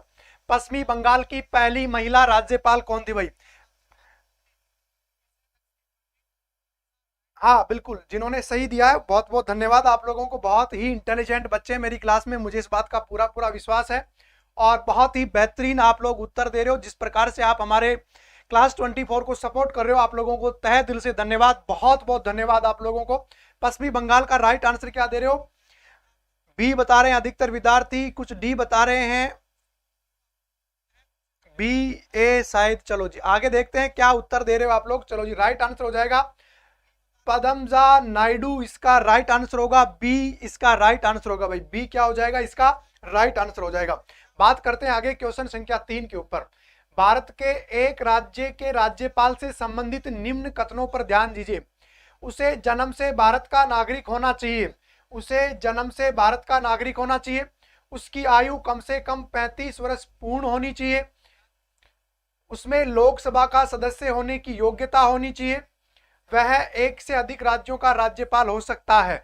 इनमें से कौन से सही हैं और कौन कौन से गलत हैं? 1 और 2 सही हैं, 1 2 3 सही हैं, 1 2 और 4 सही हैं, और 2 और 4 सही हैं। भाई क्या बता रहे हो, सी बता रहे हो क्या? भावेश बिल्कुल तुम्हारा सबका सही था, बहुत अच्छा, बहुत बहुत सही उत्तर दे रहे हो आप लोग, कोई दिक्कत नहीं है, बहुत शानदार। चलो भाई, तो इसका राइट आंसर देखिएगा, जन्म से कोई जरूरी नहीं हो, क्योंकि कुछ ऐसे व्यक्ति हैं जिनका जन्म पाकिस्तान, अफगानिस्तान यानी कि इधर भी हुआ होगा आजादी से पहले, लेकिन भैया ये कोई इसमें शर्त नहीं होती है, इसलिए ये तो क्या हो जाना चाहिए, कम से कम आयु कितनी होनी चाहिए, न्यूनतम आयु 35 वर्ष होनी चाहिए, उसे लोकसभा का सदस्य होने की योग्यता, तो ये भी क्या हो जाएगा, गलत हो जाएगा, 2 गलत, 3 गलत हो गया है। वह एक से अधिक राज्यों का राज्यपाल हो सकता है, बिल्कुल हो सकता है। 7वां संविधान संशोधन 1956 में यह हुआ था, एक व्यक्ति 2 या 2 से अधिक राज्यों का राज्यपाल चुना जा सकता है, आर्टिकल 153 में। इसका मतलब 2 और 4 सही है। 2 और 4 कहां पर है भाई, डी पर है। 2 और 4 कहां पर है भाई, डी पर है। इसका मतलब राइट आंसर क्या हो जाएगा, इसका राइट आंसर हो जाएगा भाई क्या, इसका राइट आंसर हो जाएगा डी। अब आप में से डी किस किसने दिया है? बहुत कम विद्यार्थियों ने 24, इसका जो है 2 4 दिया है, ठीक है। आगे बात करते हैं क्वेश्चन संख्या 4 के ऊपर। किसी भारतीय राज्य के राज्यपाल से संबंधित निम्नलिखित कथनों में से कौन सा सत्य नहीं है? कौन सा सत्य नहीं है? वह भारत के राष्ट्रपति द्वारा नियुक्त होता है। क्या राज्यपाल भारत के राष्ट्रपति के द्वारा नियुक्त होता है, यस या नो? वह एक से अधिक राज्यों का राज्यपाल हो सकता है, ये तुमने जस्ट पीछे ही पढ़ा है। वह 5 वर्ष तक पद पर रह सकता है, 5 वर्ष तक पद पर रह सकता है, सामान्यतः ये स्थिति सही है। यदि संबंधित राज्य की व्यवस्थापिका उसे पद से हटाने जाने का प्रस्ताव स्वीकार करती है तो वह पदावधि के पूर्व भी पद मुक्त किया जा सकता है। अब आप इसमें से क्या छांटोगे? जो असत्य है भाई, जो असत्य है उसको छांटना है आप लोगों को, और इसमें से असत्य क्या है फटाफट से बता दीजिएगा, क्या असत्य है? असत्य क्या है भाई, फटाफट से छांट लीजिएगा। बिल्कुल सी बता रहे हो, नारायण, आरपी कुमार, मुकेश कुमार, नारायण महचंद, सी बता रहे हो क्या? कुछ सी बता रहे हैं, कुछ डी बता रहे हैं, भावेश ए बता रहा है, योगेंद्र भाई क्या बता रहा है, डी बता रहा है, रिंकू डी बता रहा है, कोमल मीना 4 बता रहे हैं, दिनेश नागर 4 बता रहे हैं। चलो जी, तिवाड़ी जी क्या बता रहे हैं, 3 4 बता रहे हैं, फिल्मी बीट बी बता रहा है। चलो जी, तो भैया इसका जो है ये वाला गलत है, 4 नंबर गलत है। क्यों गलत है मैं आपको बता देता हूं, ये इसलिए गलत है क्योंकि उसको हटाने के लिए राज्य कोई कानून लेकर नहीं आता है। मैंने ऐसा जिक्र आपको कल भी किया था, केंद्र उसको हटाने के लिए क्या लाता है भैया, केंद्र उसको हटाने के लिए क्या ला सकता है, प्रस्ताव ला सकता है। हाँ, 5 वर्ष तक पद पर तो रह सकता है, ये तो उसका सामान्य कार्यकाल है, तो राइट क्या हो जाएगा, डी हो जाएगा, ठीक है। ओके भाई, कोमल का सही है, बहुत बहुत अच्छा, संविधान के मसौदे में निर्वाचित राज्यपाल के प्रावधानों की मूल योजना को छोड़ दिया गया था क्योंकि इसका तात्पर्य होता है कि दूसरा निर्वाचन प्रमुख राजनीतिक मुद्दों पर लड़ा जाता है। निर्वाचित राज्यपाल अपने को मुख्यमंत्री से बड़ा मानता। राज्यपाल को संसदीय प्रणाली के अधीन ही कार्य करना था। इन कथनों में से कौन सा सही है? 1 और 2, 2 और 3, 1 3 4 और 2 3 4 भाई। हाँ भाई, ये क्वेश्चन हमने शायद ऐसा का ऐसा एज इट इज क्वेश्चन हमने कल भी पढ़ा था। मैंने कहा था यूपीएससी में आया हुआ क्वेश्चन है और ये क्वेश्चन आज रिपीट भी हुआ है। अब देखते हैं आप लोग इसका सही उत्तर क्या दे रहे हो। ठीक है भाई, इसका सही उत्तर क्या दे रहे हो? आप लोगों ने अगर कल वाली क्लास ली होगी तो इसका उत्तर बिल्कुल आप राइट दे सकते हो, क्योंकि रिपीट क्वेश्चन है। कल की क्लास में भी ऐसा कैसा आया था। देखो, ओरिजिनल लिमिट तो उसकी 5 वर्ष होती है संविधान की मान्यता के अनुसार, तो 5। हटाया जाना, बढ़ाया जाना वो बाद की बात होती है। ओरिजिनल तो 5 ही होती है।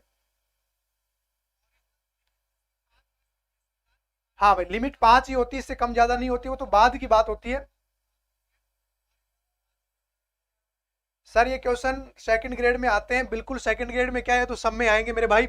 चलो जी, राइट आंसर क्या बता दिया, ध्यान रखना। इसका ये तो सही है, लेकिन ये वाला जो है वो क्या होगा, गलत होगा। 3 सही है और 4 सही है, तो इसमें ध्यान रखना 2 को हटा देना है, जहां जहां पर 2 है उसको हटा देना, तो इसका मतलब हो जाएगा सी। अब आप में से किस किसने दिया है? बिल्कुल दिनेश नागर ने सी दिया है, और मुकेश जी ने सी दिया है, सुनीता प्रजापति ने सी दिया है, और कोई दे रहा है कि भैया अब तो बात गई तुम्हारी, सी इसका क्या हो गया, राइट आंसर हो गया। तो ध्यान रखना ये क्या कहना चाहता है, ये ऐसे बताना चाहता है ये प्रश्न हमारे को कि भैया राज्यपाल का चुनाव क्यों नहीं होता। आप राष्ट्रपति का तो चुनाव करवा रहे हैं, परंतु आप राज्यपाल का चुनाव क्यों नहीं करवा रहे हैं?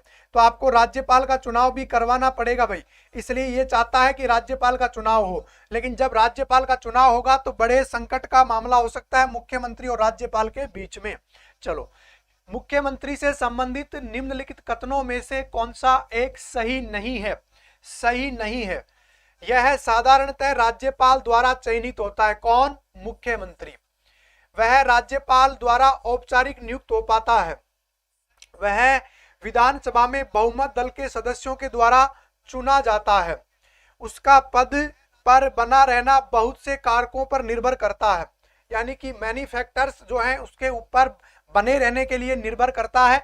चलो जी, अब इसमें से भी आप क्या छाटोगे? एक गलत सेंटेंस को छाटोगे। ठीक है भाई। अच्छा, क्वेश्चन संख्या और आप उत्तर दो, तो भाई संख्या लगा के दो। मुझे अब कुछ नहीं दिखाई दे रहा, आपका पिछले वाला सी भी दिखाई दे रहा है, अब के बार वाला सी भी दिखाई दे रहा है। एक विद्यार्थी ने तो बोल दिया कि गुरुजी आप तो इसको स्किप कर दो। ए बता रहे हो, कुछ भी बता रहे हो, मतलब मामला 50-50 का है।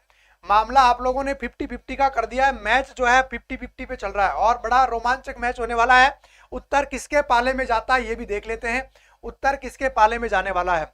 वह साधारणतया राज्यपाल द्वारा चयनित होता है। भैया राज्यपाल के द्वारा मुख्यमंत्री कभी चयनित नहीं होता है, ये तो चयन होने के बाद में उसके पास में जाता है। राज्यपाल तो उसकी क्या करता है? नियुक्ति करता है। चयनित का मतलब तो होता है, देखो आप गवर्नमेंट जॉब लगोगे, आप गवर्नमेंट जॉब लगोगे तो आपका क्या होगा? चयन होगा। चयन को अंग्रेजी में बोलते हैं सिलेक्शन। क्या बोलते हैं भाई? सिलेक्शन। तो भैया क्या इसका सिलेक्शन हो रहा है? क्या नहीं हो रहा, तो इसको हटा दो, एक को हटा दो। अब देख लो भाई पाला किसकी तरफ गया है। हाँ, पाला किसकी तरफ गया है? जिनका ए बहुमत ज्यादा था भैया, पाला उनकी तरफ गया है। तो ये मैच जीत लिया है जिन्होंने ए उत्तर दिया है भाई। ठीक है, समझ गए क्या? ओके। राज्यपाल के वेतन और भत्ते दिए जाते हैं कंसोलिडेटेड फंड ऑफ स्टेट से, कंसोलिडेटेड फंड ऑफ इंडिया से और कंटीजेंसी फंड ऑफ स्टेट से, ए और बी दोनों से। इसको हिंदी में मैं कहूं तो इसको बोलते हैं संचित निधि खाता, है ना। एक राज्य का है, ये वाला राज्य का है, ये वाला केंद्र का है, और ये वाला जो है ये इसको बोलते हैं आकस्मिक निधि। ठीक है, अब आपको बता देना है कि इसका राइट आंसर क्या होगा। ठीक है, ये ऐसे कैसे अंग्रेजी में पूछा हुआ है। सर मामला गड़बड़ रहा है, सर मामला गड़बड़ा रहा है। कोई बात नहीं, मामला गड़बड़ा रहा है, मैं हूं बिल्कुल मामला सेट कर दूंगा, मस्त रहो आप लोग। तो अच्छा जी, अब आप 7 का क्या दे रहे हो? 7 का ए अधिकतर विद्यार्थियों ने 7 का ए दिया है। एक आध को छोड़ दे तो मुकेश जी को छोड़ दे तो मुकेश जी ने 2 के ऊपर जो है।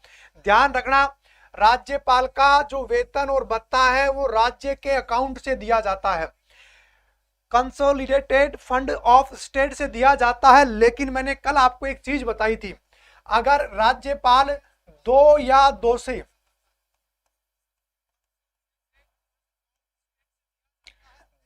से अधिक राज्यों का अगर बन जाता है तो फिर ये भारत सरकार के द्वारा, भारत सरकार का मतलब केंद्र सरकार के द्वारा, राष्ट्रपति के द्वारा इसका वेतन क्या किया जाता है? तय किया जाता है। एक और बात तो ध्यान रखोगे, एक तो ये, सेकंड बात आप ये भी ध्यान रखोगे, वेतन और भत्ते तो मिल गए, अब क्या आती है? पेंशन आती है। रिटायरमेंट के बाद में क्या आती है? पेंशन।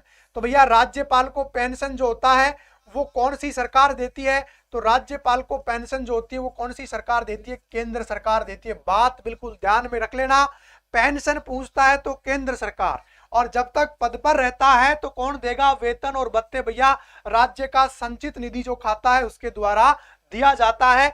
तो इसका उत्तर जिन्होंने ए दिया है उनका सभी का सही माना जाएगा। बात करते हैं भैया 8 के ऊपर। भारतीय संविधान के अनुच्छेदों में से किसी एक के अधीन राज्यपाल राष्ट्रपति के विचार के लिए किसी विधेयक को आरक्षित रख सकता है। किसको एक को आरक्षित रख सकता है? 169, 200, 201 और 202 कौन से आर्टिकल के तहत उसे क्या रख सकता है? आरक्षित रख सकता है। चलो जी, क्वेश्चन संख्या 8 पर आ जाओ भाई। और 8 का उत्तर क्या दे रहे हो? ए दे रहे हो, सी दे रहे हो, कुछ सी दे रहे हैं, कुछ ए दे रहे हैं। आरक्षित रख सकता है, राष्ट्रपति के विचार के लिए उसे आरक्षित रख सकता है। 200 या 201 दोनों ही, इन दोनों में से होगा उत्तर, ये तो कन्फर्म है, इन दोनों में से होगा। आरक्षित रखना अलग बात है, आरक्षित रखना अलग बात है, और राष्ट्रपति के पास में विचारार्थ,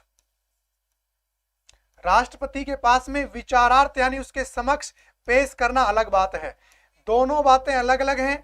ये तो रिजर्व हो गया है ना, ये तो रिजर्व हो गया है, और ये क्या हो गया है? अभी उसके पास में भिजवा दिया गया है। दो बातें यहां पर सामने निकल कर आई हैं। तो भैया ध्यान रखना, 200 में तो ये इसको रिजर्व रखता है, और 201 में ये राष्ट्रपति के पास में क्या कर देता है? इसको फॉरवर्ड कर देता है। तो ध्यान रखना,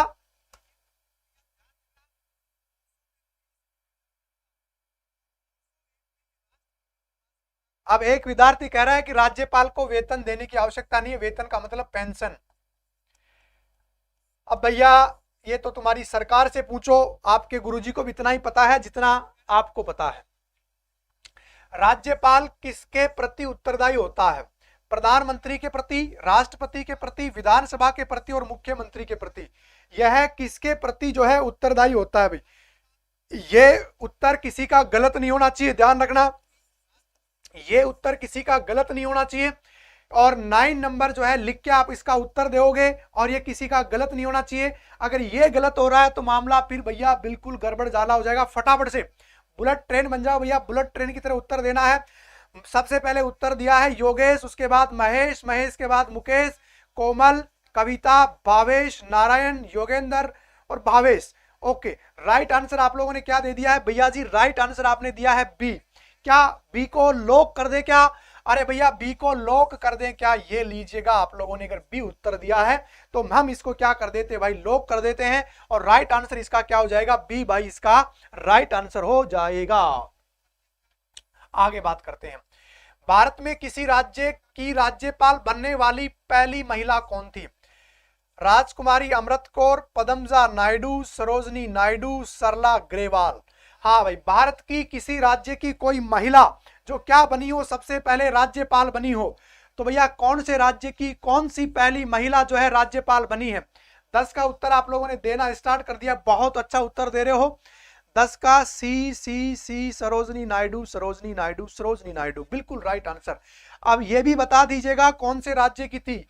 सरोजनी नायडू का संबंध कौन से राज्य से है? और इन्होंने एक सेंटेंस कहा था, इन्होंने एक सेंटेंस कहा था कि राज्यपाल क्या है? राज्यपाल सोने के पिंजरे में बंद चिड़िया के समान है। बंद चिड़िया के समान है। राज्यपाल बंद चिड़िया के समान है, ये किसने कहा था? सरोजनी नायडू ने। और इसका संबंध बिल्कुल सही कहा आप लोगों ने। किसको कहा जाता है? यूपी से इसका संबंध है। चलो भाई आगे बात करते हैं क्वेश्चन संख्या 11 के ऊपर।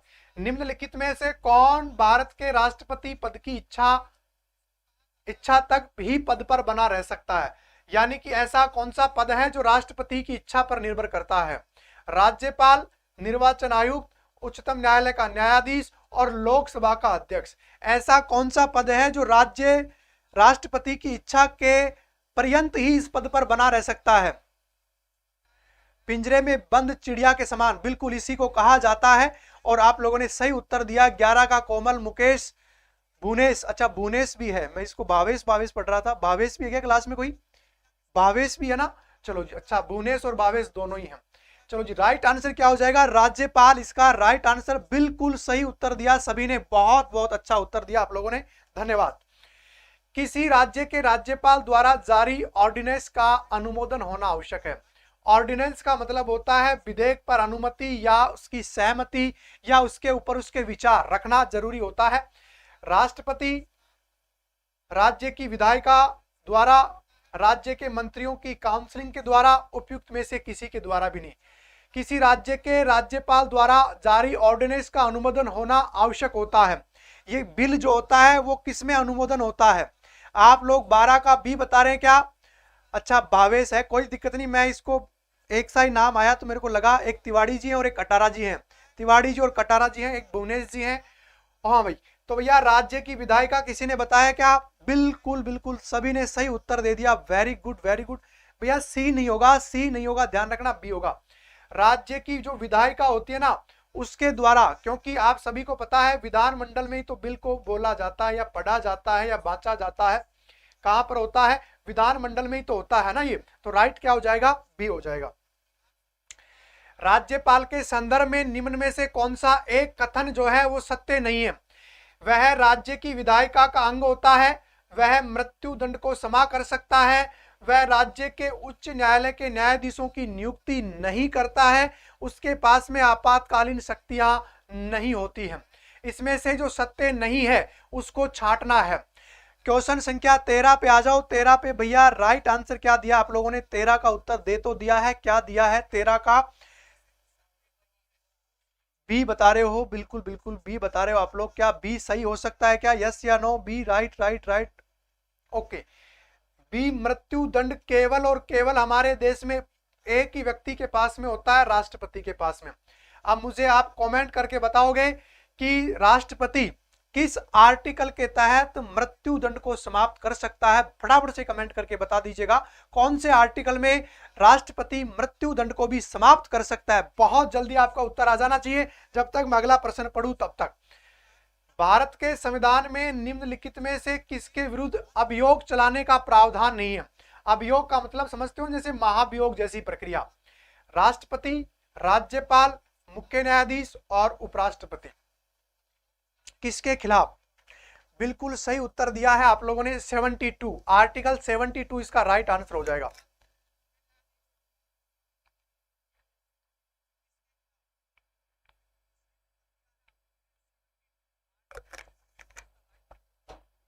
बिल्कुल 72, और इसका आपने क्या दे दिया? बी। बिल्कुल, राज्यपाल को मैंने आपको कल भी बहुत बार बताया था, इसको हटाने का संविधान में कोई प्रावधान है क्या भाई? संविधान में कोई प्रावधान है क्या? इसको हटाने का संविधान में कोई प्रावधान नहीं है, कोई प्रावधान नहीं है। क्या सरकार का कार्यकारी अध्यक्ष संवैधानिक प्रमुख कौन है? राज्य सरकार का कार्यकारी अध्यक्ष और संवैधानिक प्रमुख कौन है? मुख्यमंत्री, राज्यपाल, मुख्यमंत्री का सचिव और मुख्य सचिव। कौन है जो राज्य का संवैधानिक प्रमुख होता है? और अगर है, आपने उत्तर दे दिया है, तो कौन से आर्टिकल में संवैधानिक प्रमुख का उल्लेख लिखा हुआ है? 15 का बी, बिल्कुल सही बताया। आर्टिकल कौन सा है? 153 से लेकर के 159 तक के जो आर्टिकल हैं, इसमें से कौन से नंबर के आर्टिकल में कार्यकारी अध्यक्ष और राज्य का संवैधानिक प्रमुख होता है, जल्दी से बता दीजिएगा, तब तक अगला क्वेश्चन मैं लेकर आता हूं। चलो जी, राजस्थान के राज्यपाल जिन्हें बर्खास्त किया गया था, मैंने प्रश्न, ये गलत नहीं होना चाहिए भाई, ध्यान रखना, ये गलत नहीं होना चाहिए। कल भी मैंने आपको ऐसा प्रश्न पढ़ाया था, संपूर्णानंद, रघुकुल तिलक, सुखदेव प्रसाद और बलिराम भगत, ऐसा कौन सा राज्यपाल है जिसको क्या कर दिया गया था, बर्खास्त। गलत नहीं होना चाहिए। आर्टिकल 158 क्यों बता रहे हो भैया, 154 होना चाहिए ना, पिछले वाले का 154 होगा, 158 नहीं होगा, 154 होगा। क्या बता रहे हो भाई, 16 का उत्तर क्या दे दिया आप लोगों ने, बिल्कुल बिल्कुल बी या ए। कल भी मैंने इसे बताया था, ये as it is question repeat हुआ है कल का। रघुकुल तिलक, बिल्कुल दिनेश नागर भैया ने बिल्कुल सही दिया है। रघुकुल तिलक जो थे, इसका राइट आंसर होगा, ठीक है, रघुकुल तिलक जो होगा इसका राइट आंसर होगा। कोमल योगेंद्र सिंह, बिल्कुल राइट आंसर होगा क्या, बिल्कुल सही बात बताया आपने। हाँ भाई, राज्यों के वित्तीय लेखों पर नियंत्रण रखता है राज्यपाल, मुख्यमंत्री, राज्य वित्त सचिव, उपरोक्त में से कोई भी नहीं। राज्य का जो वित्तीय लेखांकन होता है उस पर किसका नियंत्रण होता है भाई, किसका नियंत्रण होता है भाई, फटाफट बता दीजिएगा, किसका नियंत्रण होता है, राज्यपाल का, मुख्यमंत्री का, मुख्य सचिव का, या इनमें से किसी का भी नहीं। चलो, यह क्वेश्चन मैं देखता हूं कितने लोगों का राइट होता है और कितने का रॉन्ग होता है। चलो जी, अब इस क्वेश्चन को पर्सनली लेना पड़ेगा, क्योंकि आप लोगों का नॉलेज ये प्रश्न ही बता पाएगा, क्योंकि ये अब तक की श्रृंखला में सबसे नया प्रश्न है। चलो जी, 17 का 3 बता रहे हैं अधिकतर विद्यार्थी, कुछ ए भी बता रहे हैं, कुछ सी भी बता रहे हैं। ए और सी में से है पाला, मतलब दो तरफ लोग हैं, 50 लोग हैं वो ए की तरफ हैं और 50% लोग सी की तरफ हैं। देखते हैं ये युद्ध कौन जीत पाता है, ए वाले या सी वाले, ए वाले या सी वाले। और मैं इसका उत्तर बता दूं तो, बता दूं क्या भाई, इसका उत्तर बता दूं क्या, चलो जी, अब इसका मैं उत्तर बता देता हूं भाइयों, इसका राइट आंसर होगा उपरोक्त में से कोई भी नहीं। ध्यान रखना, इसका राइट आंसर होगा उपरोक्त में से कोई भी नहीं। यानी कि अब आप देख लो, इतना छोटा प्रश्न था, क्योंकि वित्तीय नियंत्रणों पे नियंत्रण होता है विधानमंडल का या विधायिका जिसे आप कहते हैं, तो इसमें विधायिका और विधानमंडल ऑप्शन में नहीं है, इसलिए इसका राइट आंसर क्या हो जाएगा भैया, डी हो जाएगा। जहां पर उपरोक्त में से कोई नहीं हो, कई बार इन प्रश्नों को भी ढंग से पढ़ लिया करो। चौथा ऑप्शन कुछ कहता है कि भैया मैं भी हूं, मुझे भी देखो, मेरा भी कोई कर्म धर्म है, हाँ, विधानमंडल का होता है। भारतीय संविधान के अनुसार राज्यों की विधायिका में सम्मिलित क्या क्या है, राज्य की जो विधायिका होती है उसमें क्या क्या ऐड होता है, देखते हैं। विधान परिषद व राज्यपाल, विधानसभा व विधान परिषद, विधानसभा एवं राज्यपाल, विधानसभा, विधान परिषद और सभी, जहां इनका अस्तित्व होता है। चलो भाई, क्या उत्तर बता रहे हो, ओके, 18 में आ गए आप लोग, 18 का डी बता रहे हैं अधिकतर विद्यार्थी, क्या डी राइट होगा, क्या डी सही हो सकता है क्या, देखते हैं। डी आपने उत्तर दिया है तो शायद सही दिया होगा, ओके, बिल्कुल। किसी भी राज्य की विधायिका का अनुच्छेद 168 आपने अगर पढ़ रखा है, 168 में लिखा होता है विधानमंडल, क्या लिखा होता है, विधानमंडल लिखा होता है। विधानमंडल के मुख्य भाग होते हैं 2 और 3, इसके एक अंग होता है। एक इसका मान लेते हैं राज्यपाल, एक मान लेते हैं विधानसभा और एक होता है विधान परिषद। तो ये वाला क्या हो जाएगा, राइट, यानी डी जिन्होंने बताया है, यानी डी क्या होगा, बिल्कुल सभी ने सही बताया, डी इसका राइट आंसर हो जाएगा। भारत में कौन एकमात्र राज्य है जहां सामान्य कॉमन सिविल कोड लागू किया गया है, जनरल सिविल कोड जो होता है वो कौन से राज्य में लागू किया गया है, सामान्य सिविल कोड, जम्मू कश्मीर, मिजोरम, नागालैंड और गोवा, ये सामान्य जो सिविल कोड है कौन से राज्य में लागू किया गया है, भारत के कौन से राज्य में सिविल कोड का प्रावधान है। चलो जी, डी बता रहे हैं कुछ विद्यार्थी, ए बता रहे हैं कुछ, गोवा बता रहे हैं। चलो जी, फिर मामला 50-50 की तरफ जाता दिखाई दे रहा है, कुछ ए पर कंट्रोल है, कुछ लोगों का डी पर कंट्रोल है। अब डी और ए में से आप लोगों ने चुना है, तो क्या डी और ए में से सही होगा क्या, चलो जी बात करते हैं डी और ए में से, okay, right answer. Okay okay, Goa. जिन्होंने गोवा को चुना है भैया, जिन्होंने गोवा को उत्तर चुना है भैया, गोवा वालों के आनंद हो गए, मौज हो गई। गोवा इसका क्या हो जाएगा? राइट आंसर हो जाएगा। गोवा क्या हो जाएगा भाई? राइट आंसर हो जाएगा। राज्यों में विधान परिषद के सृजन का समापन हेतु संविधान के किस अनुच्छेद में वर्णित प्रक्रिया को अपनाया जाता है? ठीक है, अनुच्छेद 368, 69, 269, 169। विधान परिषद का गठन और उसका समापन कौन से आर्टिकल में होता है ना भाई? कौन से आर्टिकल में होता है? जल्दी जल्दी बता दीजिएगा। नहीं पता, रोंग हुआ है सर, कोई बात नहीं, मैं जो कह रहा हूं रोंग वोंग कोई दिक्कत नहीं है। आप इस चीज के लिए कतई ये मत सोचो कि हमारा गलत हो रहा है, आप तो बताते जाओ। आपका कर्म बताने का है, आपका कर्म जो है बताने का, फल की इच्छा मत करो। आपको फल तो मिल जाएगा, गुरुजी दे देंगे, या आपने मेहनत की है तो भगवान भी आपकी तरफ एक बार बिल्कुल आपको जो आपने कर्म किया है अवश्य देगा। आज नहीं तो कल, कल नहीं तो परसों देगा, गीता के अनुसार, मेरे अनुसार नहीं, किसके अनुसार? गीता के अनुसार। चलो जी, राइट आंसर क्या होगा? 20 का राइट आंसर क्या बता दिया भैया? 169। ध्यान रखना, किसी भी राज्य में विधान परिषद का बनाना और उसका समापन जो होता है वो अनुच्छेद 169 में होता है। 168 में क्या होता है? विधान मंडल होता है। 169 में क्या होता है? विधान परिषद का बनाना और बिगड़ना। 170 में क्या होता है? विधान सभा की संरचना। और अनुच्छेद 171 में क्या होता है? विधान परिषद की संरचना। तो यहां पर विधान परिषद की संरचना 171 में होती है, जबकि इसको बनाना और हटाना जो होता है वो 169 में होता है। भाई ध्यान रखना, विधान परिषद किसी साधारण विधेयक को निम्नलिखित में से किस विधेयक पर रोक लगा सकती है? कितनी अवधि तक रोक लगा सकती है? 3 माह, 4 माह, 6 माह और 14 दिन। साधारण विधेयक के ऊपर कितने दिनों तक रोक लगा सकती है?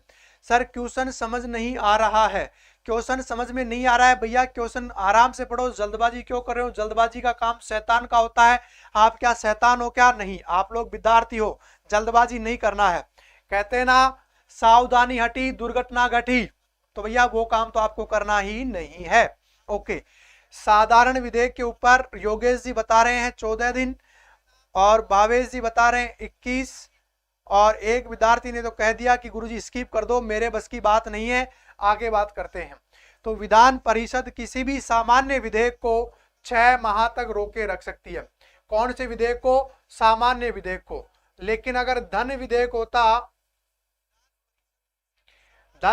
होता तो भैया फिर इसका राइट आंसर क्या होता? 14 दिन होता।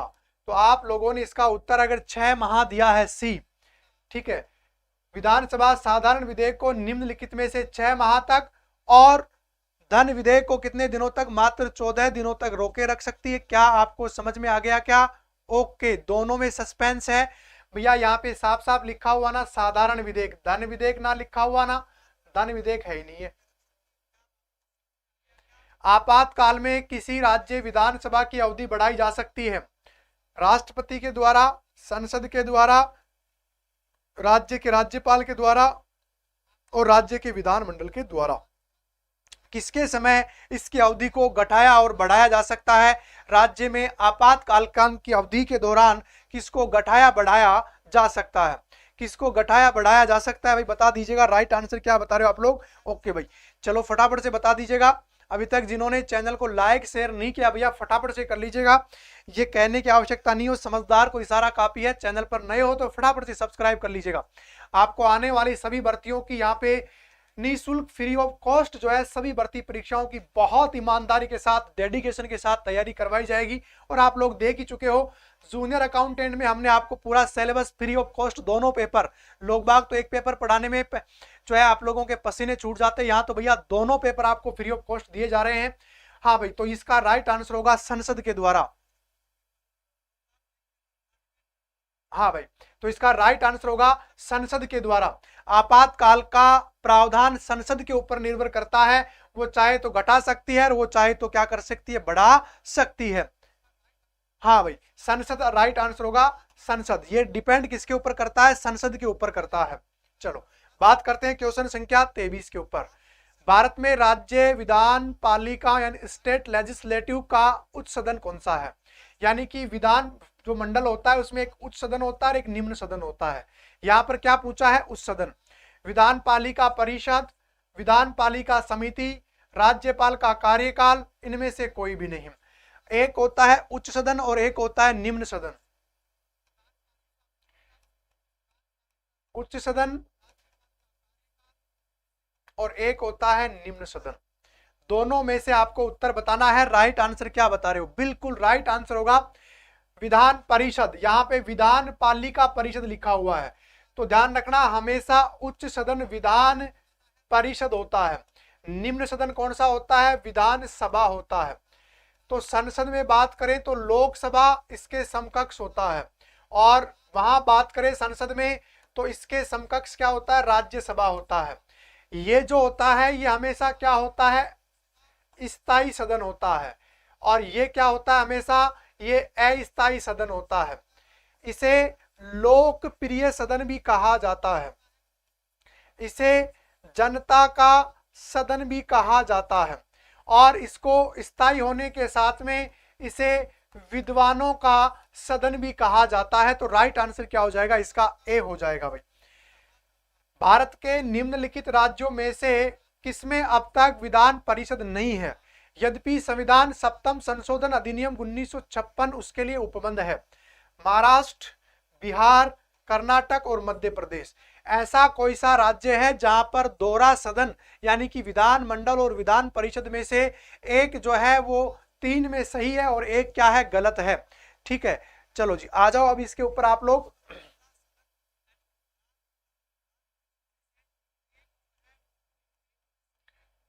तू भी मजाकर, तेलंगाना, उत्तर प्रदेश, बिहार, महाराष्ट्र, जम्मू एंड कश्मीर, जहां पर अभी हटा दिया गया है, ये डिलीट कर दिया गया है, 7वां था हमारा।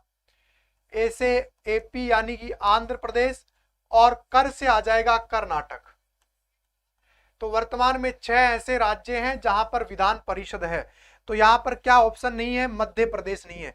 तो याद रखना भैया, तू भी मजाकर क्या है, तू भी मजाकर। टी से तेलंगाना, यू से यूपी, बी से बिहार, एम से ध्यान रखना मध्य प्रदेश नहीं होगा, मध्य प्रदेश नहीं होगा, महाराष्ट्र होगा।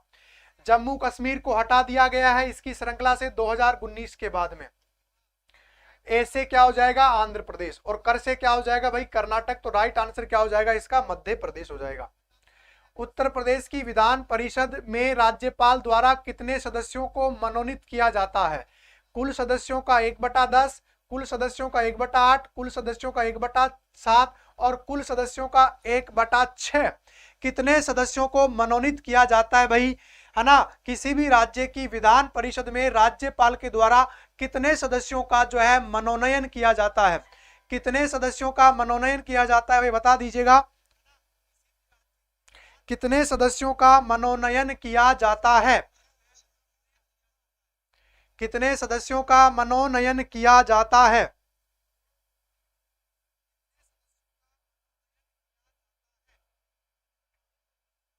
ठीक है, 1/6। अब ये भी बता दीजिएगा 1/6 कौन कौन होते हैं, कौन कौन से विभागों के होते हैं? साहित्य,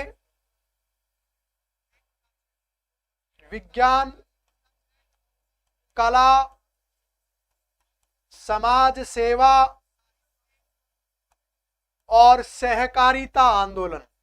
ये 5 प्रकार के लोगों को, 5 प्रकार के लोगों को क्या किया जाता है, 5 प्रकार के लोगों को मनोनयन करता है। और कौन से आर्टिकल में है?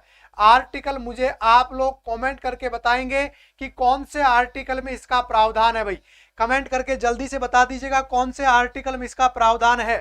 ठीक है भाई, राज्य की संचित निधि का संचालन किया जाता है? राज्यपाल के द्वारा, मुख्यमंत्री के द्वारा, वित्त मंत्री के द्वारा और विधानमंडल के द्वारा। बता दो भाई।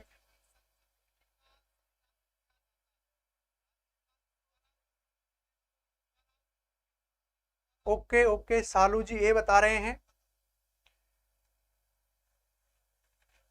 बताओ भाई, ए होगा या सी होगा?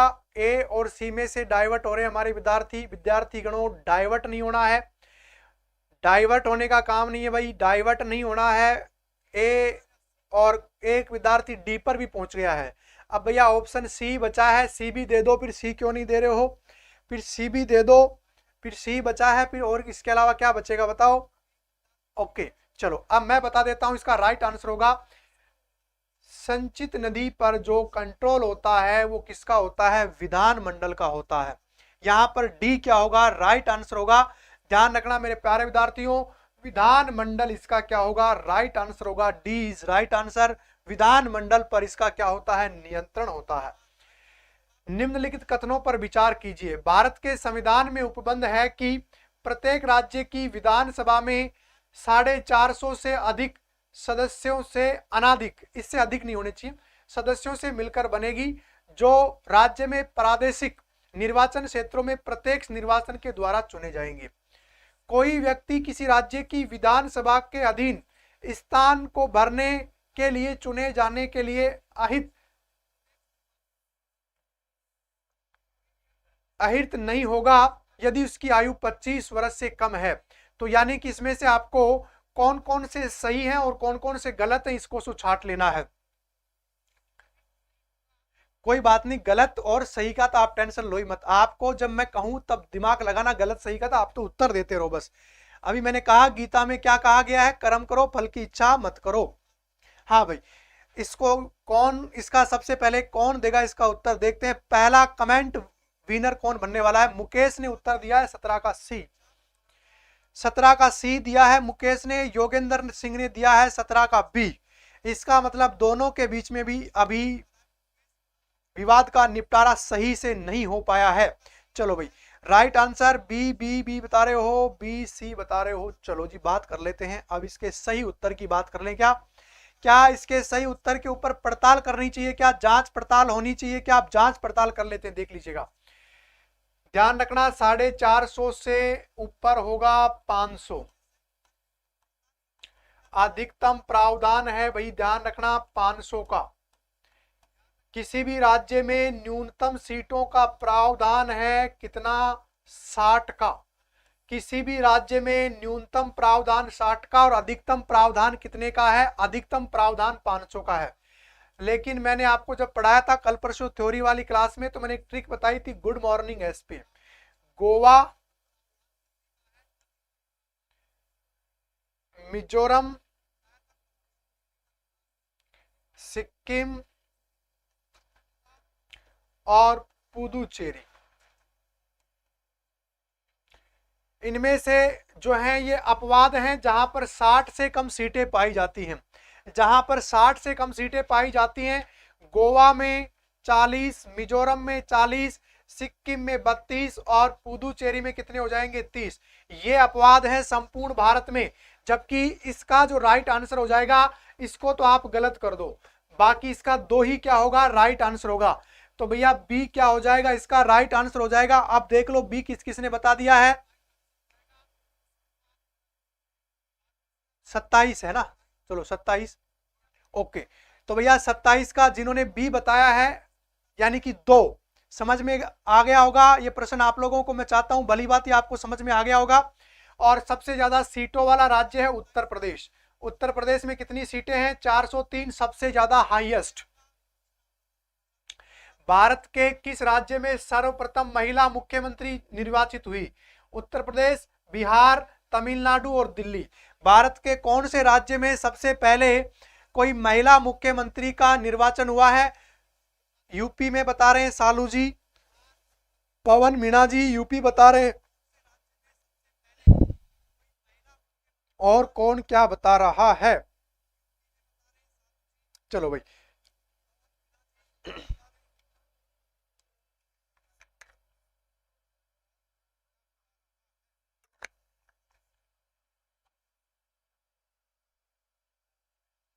यूपी।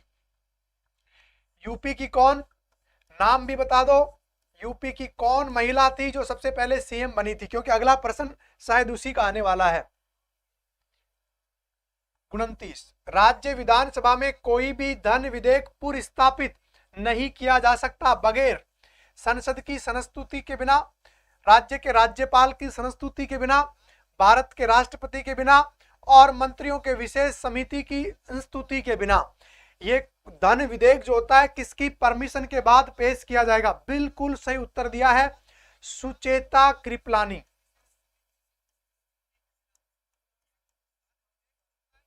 बिल्कुल सही उत्तर दिया पवन भाई ने, सुचेता कृपलानी इसका राइट आंसर होगा। किसे भारत की कोकिला कहा जाता है? किसे भारत की कोकिला कहा जाता है?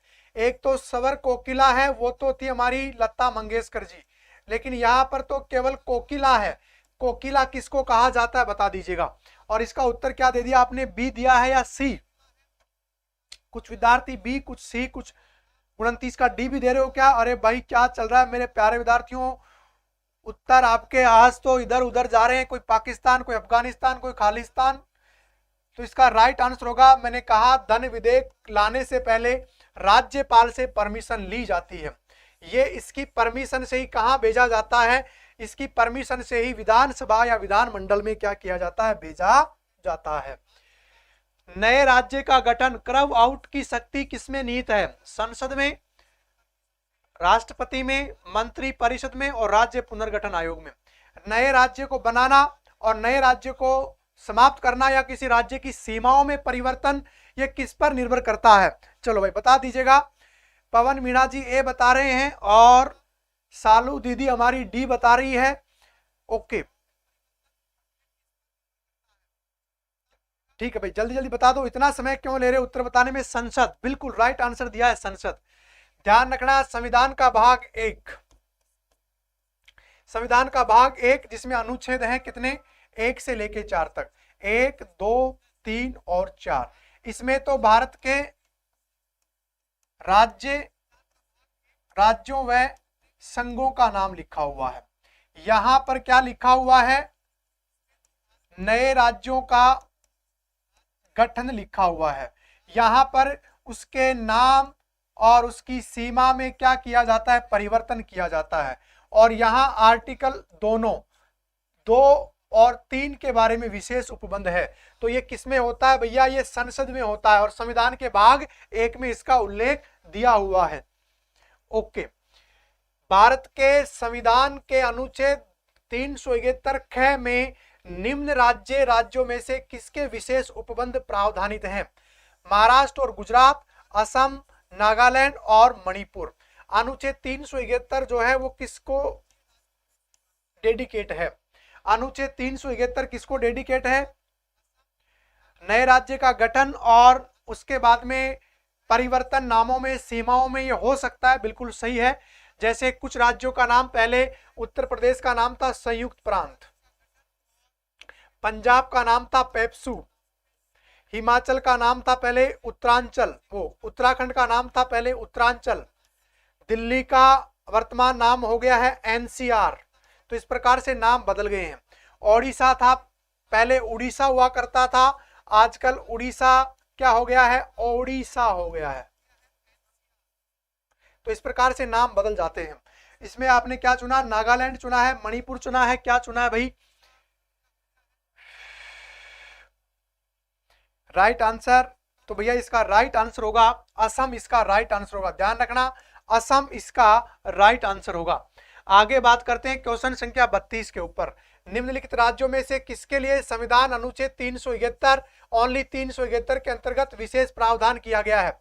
जम्मू कश्मीर, महाराष्ट्र और गुजरात, नागालैंड और आंध्र प्रदेश। अब पूछ रहा है 371 ओनली 371 में किसका प्रावधान है? ओनली 371 में किसका प्रावधान है? जल्दी जल्दी बता दीजिएगा भैया, इतना समय नहीं है, आप लोग बहुत डिले उत्तर कर रहे हो, इतना समय क्यों ले रहे हो प्यारे विद्यार्थियों? फटाफट से उत्तर दो, जल्दी जल्दी क्वेश्चन पढ़े, संख्या आगे बढ़े। हम बहुत कम समय में बहुत ज्यादा पढ़ने का प्रयास करेंगे, तब जाके हमारा सिलेक्शन जो है वो फाइनल होगा। चलो 32 का सी, ध्यान रखना भैया इसका राइट होगा महाराष्ट्र और गुजरात। इसका राइट आंसर होगा महाराष्ट्र और गुजरात। इसका क्या हो जाएगा, राइट आंसर हो जाएगा 371 का। भारत के किसी राज्य में विधान परिषद का सर्जन अथवा उसकी समाप्ति की जा सकती है। किसी राज्य के राज्यपाल की संस्तुति पर राष्ट्रपति के द्वारा, संसद के द्वारा, राज्य विधानसभा के तत्संबंधी संकल्प पारित करने पर संसद के द्वारा, मंत्री परिषद की संस्तुति पर राज्यपाल के द्वारा। किसके द्वारा विधान परिषद और विधान परिषद का गठन, अभी मैंने बताया था 169 में, यहां पर विधान परिषद का गठन किया जा सकता है और उसका समापन किया जा सकता है। चलो भाई बता दीजिएगा किसके द्वारा।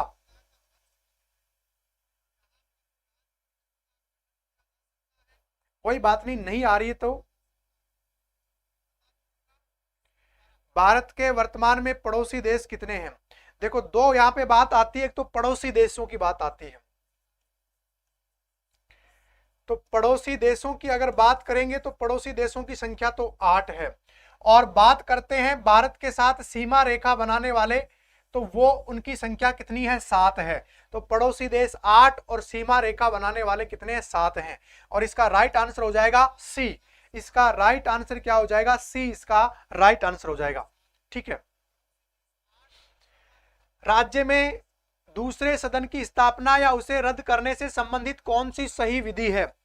लोकसभा, किसी राज्य में दूसरे सदन की स्थापना, अच्छा ये उसी की बात कर रहा है, विधान परिषद की बात कर रहा है। विधान परिषद की आगे इसी प्रश्न में भी वही प्रश्न विधान परिषद वाला ही है। लोकसभा द्वारा साधारण बहुमत से पारित प्रस्ताव के द्वारा, संबंधित राज्य की विधानसभा द्वारा पूर्ण बहुमत के द्वारा, संबंधित राज्य के विधानसभा के साधारण बहुमत से पारित प्रस्ताव और संसद में पारित विधि के द्वारा, लोकसभा में पूर्ण बहुमत के पारित के द्वारा। हाँ भाई, अब आ जाओ क्वेश्चन संख्या 34 के ऊपर। और 34 का आप लोगों ने क्या उत्तर दिया है, सी बिल्कुल। अरे जो पिछला था वैसा ही तो था। विधानमंडल क्या लेके आएगा, साधारण बहुमत। फिर किसके पास में भिजवाएगा, संसद के पास में। तो संसद अगर अनुमति दे देती है तो 169 के तहत विधान परिषद का गठन हो जाएगा। और ये चाहते हैं कि इसको हटाएं तो इसको हटाया भी जा सकता है। निम्नलिखित राज्यों में से कहां विधान परिषद है? केरल में, हिमाचल प्रदेश में, दिल्ली में और बिहार में। निम्नलिखित में से अपना उत्तर चुने, 1 और 4, 1 और 2, 2 और 3 और केवल 4। कहां पर विधान परिषद है?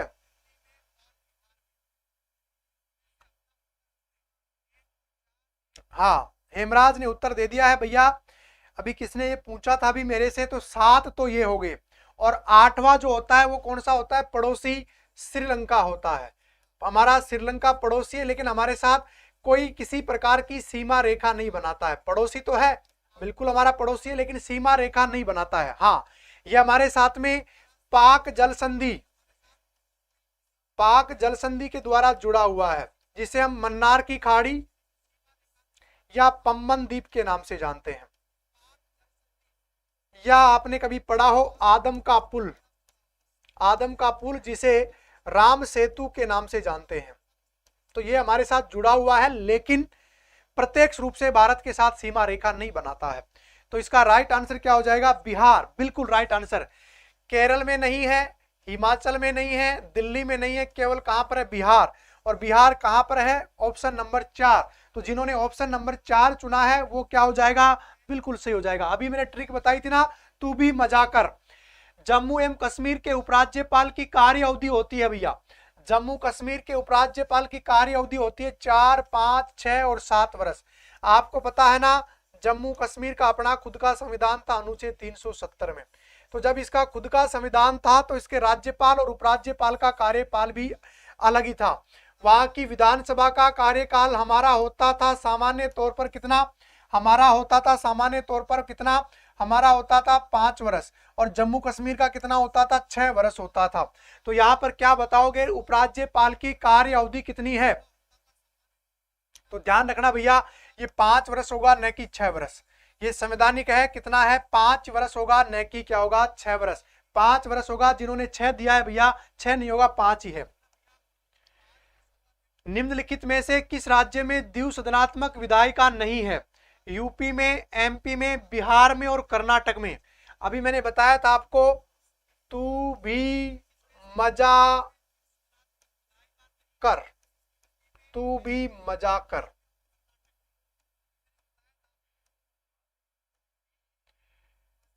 तेलंगाना, यूपी, बिहार, महाराष्ट्र, जम्मू कश्मीर में 2019 के बाद में इसको हटा दिया है, पहले 7 थे। ऐसे आंध्र प्रदेश, और कर से क्या हो जाएगा भाई, नाटक। कौन सा नाटक? कर्नाटक। समझ में आ गया भाई? ओके, तो राइट आंसर क्या हो जाएगा इसका? एमपी। एमपी है, और महाराष्ट्र और एमपी में ध्यान रखना, अंतर ध्यान रखना, इन दोनों में से आपका राइट आंसर क्या हो जाएगा? राइट आंसर क्या हो जाएगा प्यारे विद्यार्थियों? चलो जी, निम्न में से किसी को भंग नहीं किया जा सकता परंतु समाप्त किया जा सकता है? लोकसभा, राज्यसभा, राज्य की विधानसभाएं और राज्य की विधान परिषदें। निम्न में से किसको भंग नहीं किया जा सकता?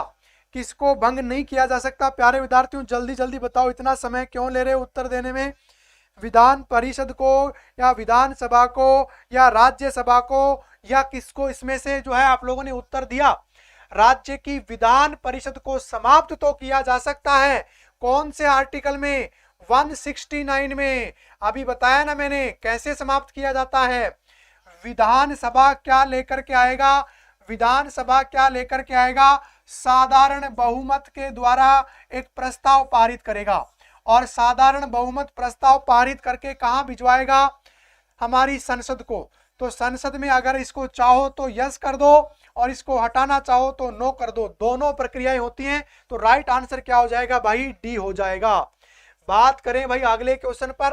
राज्य विधानसभा के निर्वाचन का संचालन करता है उच्च न्यायालय के मुख्य न्यायाधीश, उस निर्वाचन आयोग, भारत का निर्वाचन आयोग, उस राज्य का राज्यपाल। यानी कि जैसे मान लो राजस्थान में एमएलए के चुनाव हैं या विधायकों के चुनाव हैं, तो राजस्थान में विधायकों के जो चुनाव हैं वो राज्य निर्वाचन आयोग के द्वारा होते हैं, भारत निर्वाचन आयोग के द्वारा होते हैं, या और किसी के द्वारा होते हैं? भाई बता दीजिएगा राइट आंसर क्या होगा? 39 का 2 बता रहे हैं।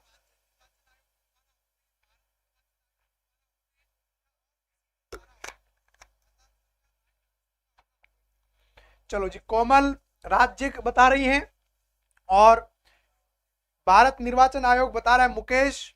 भारत निर्वाचन आयोग मुकेश के बाद में भुवनेश। ओके भाई, चलो जी, अब मैं बता दूं क्या उत्तर मेरी तरफ से?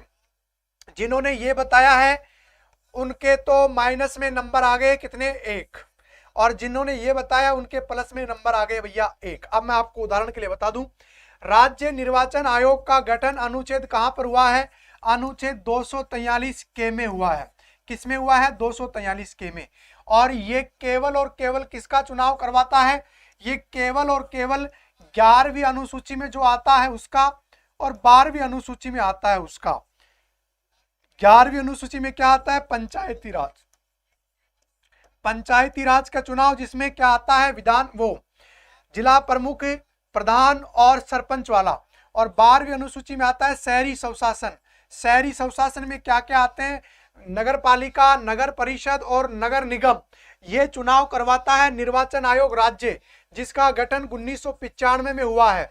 ठीक है, और ये जो है ये राजस्थान नहीं, पूरे भारत में राष्ट्रपति से लेकर के राज्यपाल के चुनाव की जो प्रक्रिया होती है, यानी कि जो चुनने की प्रक्रिया होती है, उपराष्ट्रपति की चुनाव की जो प्रक्रिया होती है उसको, और एमएलए के चुनाव की प्रक्रिया को, और एमपी के चुनाव की प्रक्रिया को वो क्या नाम होता है उसका, विधान परिषद के चुनाव की प्रक्रिया को भारत निर्वाचन आयोग के संदर्भ में किया जाता है।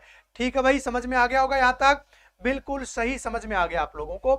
राज्य सरकार के मंत्रियों को वेतन और भत्तों का निर्धारण किया जाता है मुख्यमंत्री द्वारा, राज्यपाल द्वारा, मुख्य सचिव के द्वारा, और राज्य विधानसभा के द्वारा। किसके द्वारा किया जाता है? हाँ, अब आप लोगों ने सही बताया है, बिल्कुल समझ में आ गया होगा आपको। ओके, अच्छा है आपको समझ में आ गया जल्दी, वरना दिक्कत हो जाएगी। क्लास अटक रही है क्या? ठीक है, ओके। राज्य सरकार के मंत्रियों का वेतन और भत्तों का निर्धारण किया जाता है। डी बता रहे हैं 40 का, बिल्कुल सही कह रहे हो। राज्य की विधानमंडल यानी कि विधानसभा के द्वारा बिल लाया जाता है संविधान इसमें विधानमंडल में। ओके भाई, आज के लिए सभी को बहुत बहुत थैंक यू, धन्यवाद, बहुत बहुत आशीर्वाद। ठीक है, और आप लोगों ने जितना हमारे चैनल को प्यार दिया है, आशीर्वाद दिया है, उसके लिए आपको बहुत बहुत आभार और आपका तहे दिल से बहुत बहुत अभिनंदन है। आप आभार योग्य हैं। आप हमारे एक प्रकार से बहुत बहुत महत्वपूर्ण हमारे परिवार के सदस्य हैं और इसी सदस्यता को बरकरार रखना है, इसको समाप्त नहीं होने देना है और लोगों को इसको साथ में और जोड़ते रहना है। आपका कर्म अब क्या करना है, हमारे परिवार को और बड़ा करना है। जितना हमारा परिवार बड़ा होगा, आप लोगों के लिए उतनी बेहतरीन से बेहतरीन सुविधाएं हम प्रोवाइड करवाएंगे। हम आपसे वचन भी दे चुके हैं कि अगले साल तक आप लोगों से कोई फीस नहीं लेंगे। जो भी कोई भी एग्जाम आएगा उसका फ्री ऑफ कॉस्ट यूट्यूब पर बहुत बेहतरीन, ऐसा भी नहीं है कि काम चलाओ, क्योंकि हमारा जो विशेषज्ञ पैनल है बहुत ही बेहतरीन है। आप भी देख चुके हैं और आप लोग मान भी चुके हैं, कहने की आवश्यकता नहीं है। इसलिए आप लोगों का बहुत बहुत आशीर्वाद। थैंक यू सभी को, राधे राधे, नमस्कार, जय श्री कृष्णा। आगे वाली क्लासों में भी आप ऐसे कंटिन्यू बने रहेगा और हमारी जो आगे क्लास है, और आप लोगों ने अभी तक टेस्ट सीरीज नहीं ज्वाइन किया है तो भाई फटाफट से टेस्ट सीरीज ज्वाइन कर लीजिएगा, क्योंकि आप जितनी जल्दी टेस्ट सीरीज ज्वाइन करेंगे तो आपका आकलन बहुत जल्दी हो जाएगा कि हम लोग कितने अभी इस लेवल में आए हैं या नहीं आए हैं। ठीक है प्यारे विद्यार्थियों, सेकंड पेपर का ब्रह्मास्त्र आज होगा, बिल्कुल आज आपके संजय सर क्लास लेने वाले हैं। आप लोग जुड़ो, अगली क्लास में जुड़ जाओ। अगली क्लास आपकी जल्दी स्टार्ट होने वाली है ना, तो अगली क्लास संजय सर की होगी, आप कंटिन्यू हो जाना। ठीक है मेरे प्यारे विद्यार्थियों, तब तक के लिए जय हिंद, जय भारत, गुड नाइट। अभी से मैं तो गुड नाइट बोल ही देता हूँ, हालांकि गुड इवनिंग ही चल रहा है, लेकिन मेरे लिए तो आज की लास्ट क्लास है। थैंक यू प्यारे विद्यार्थियों, जय हिंद, जय भारत। मिलते हैं अगली क्लास में, तब तक के लिए जय हिंद।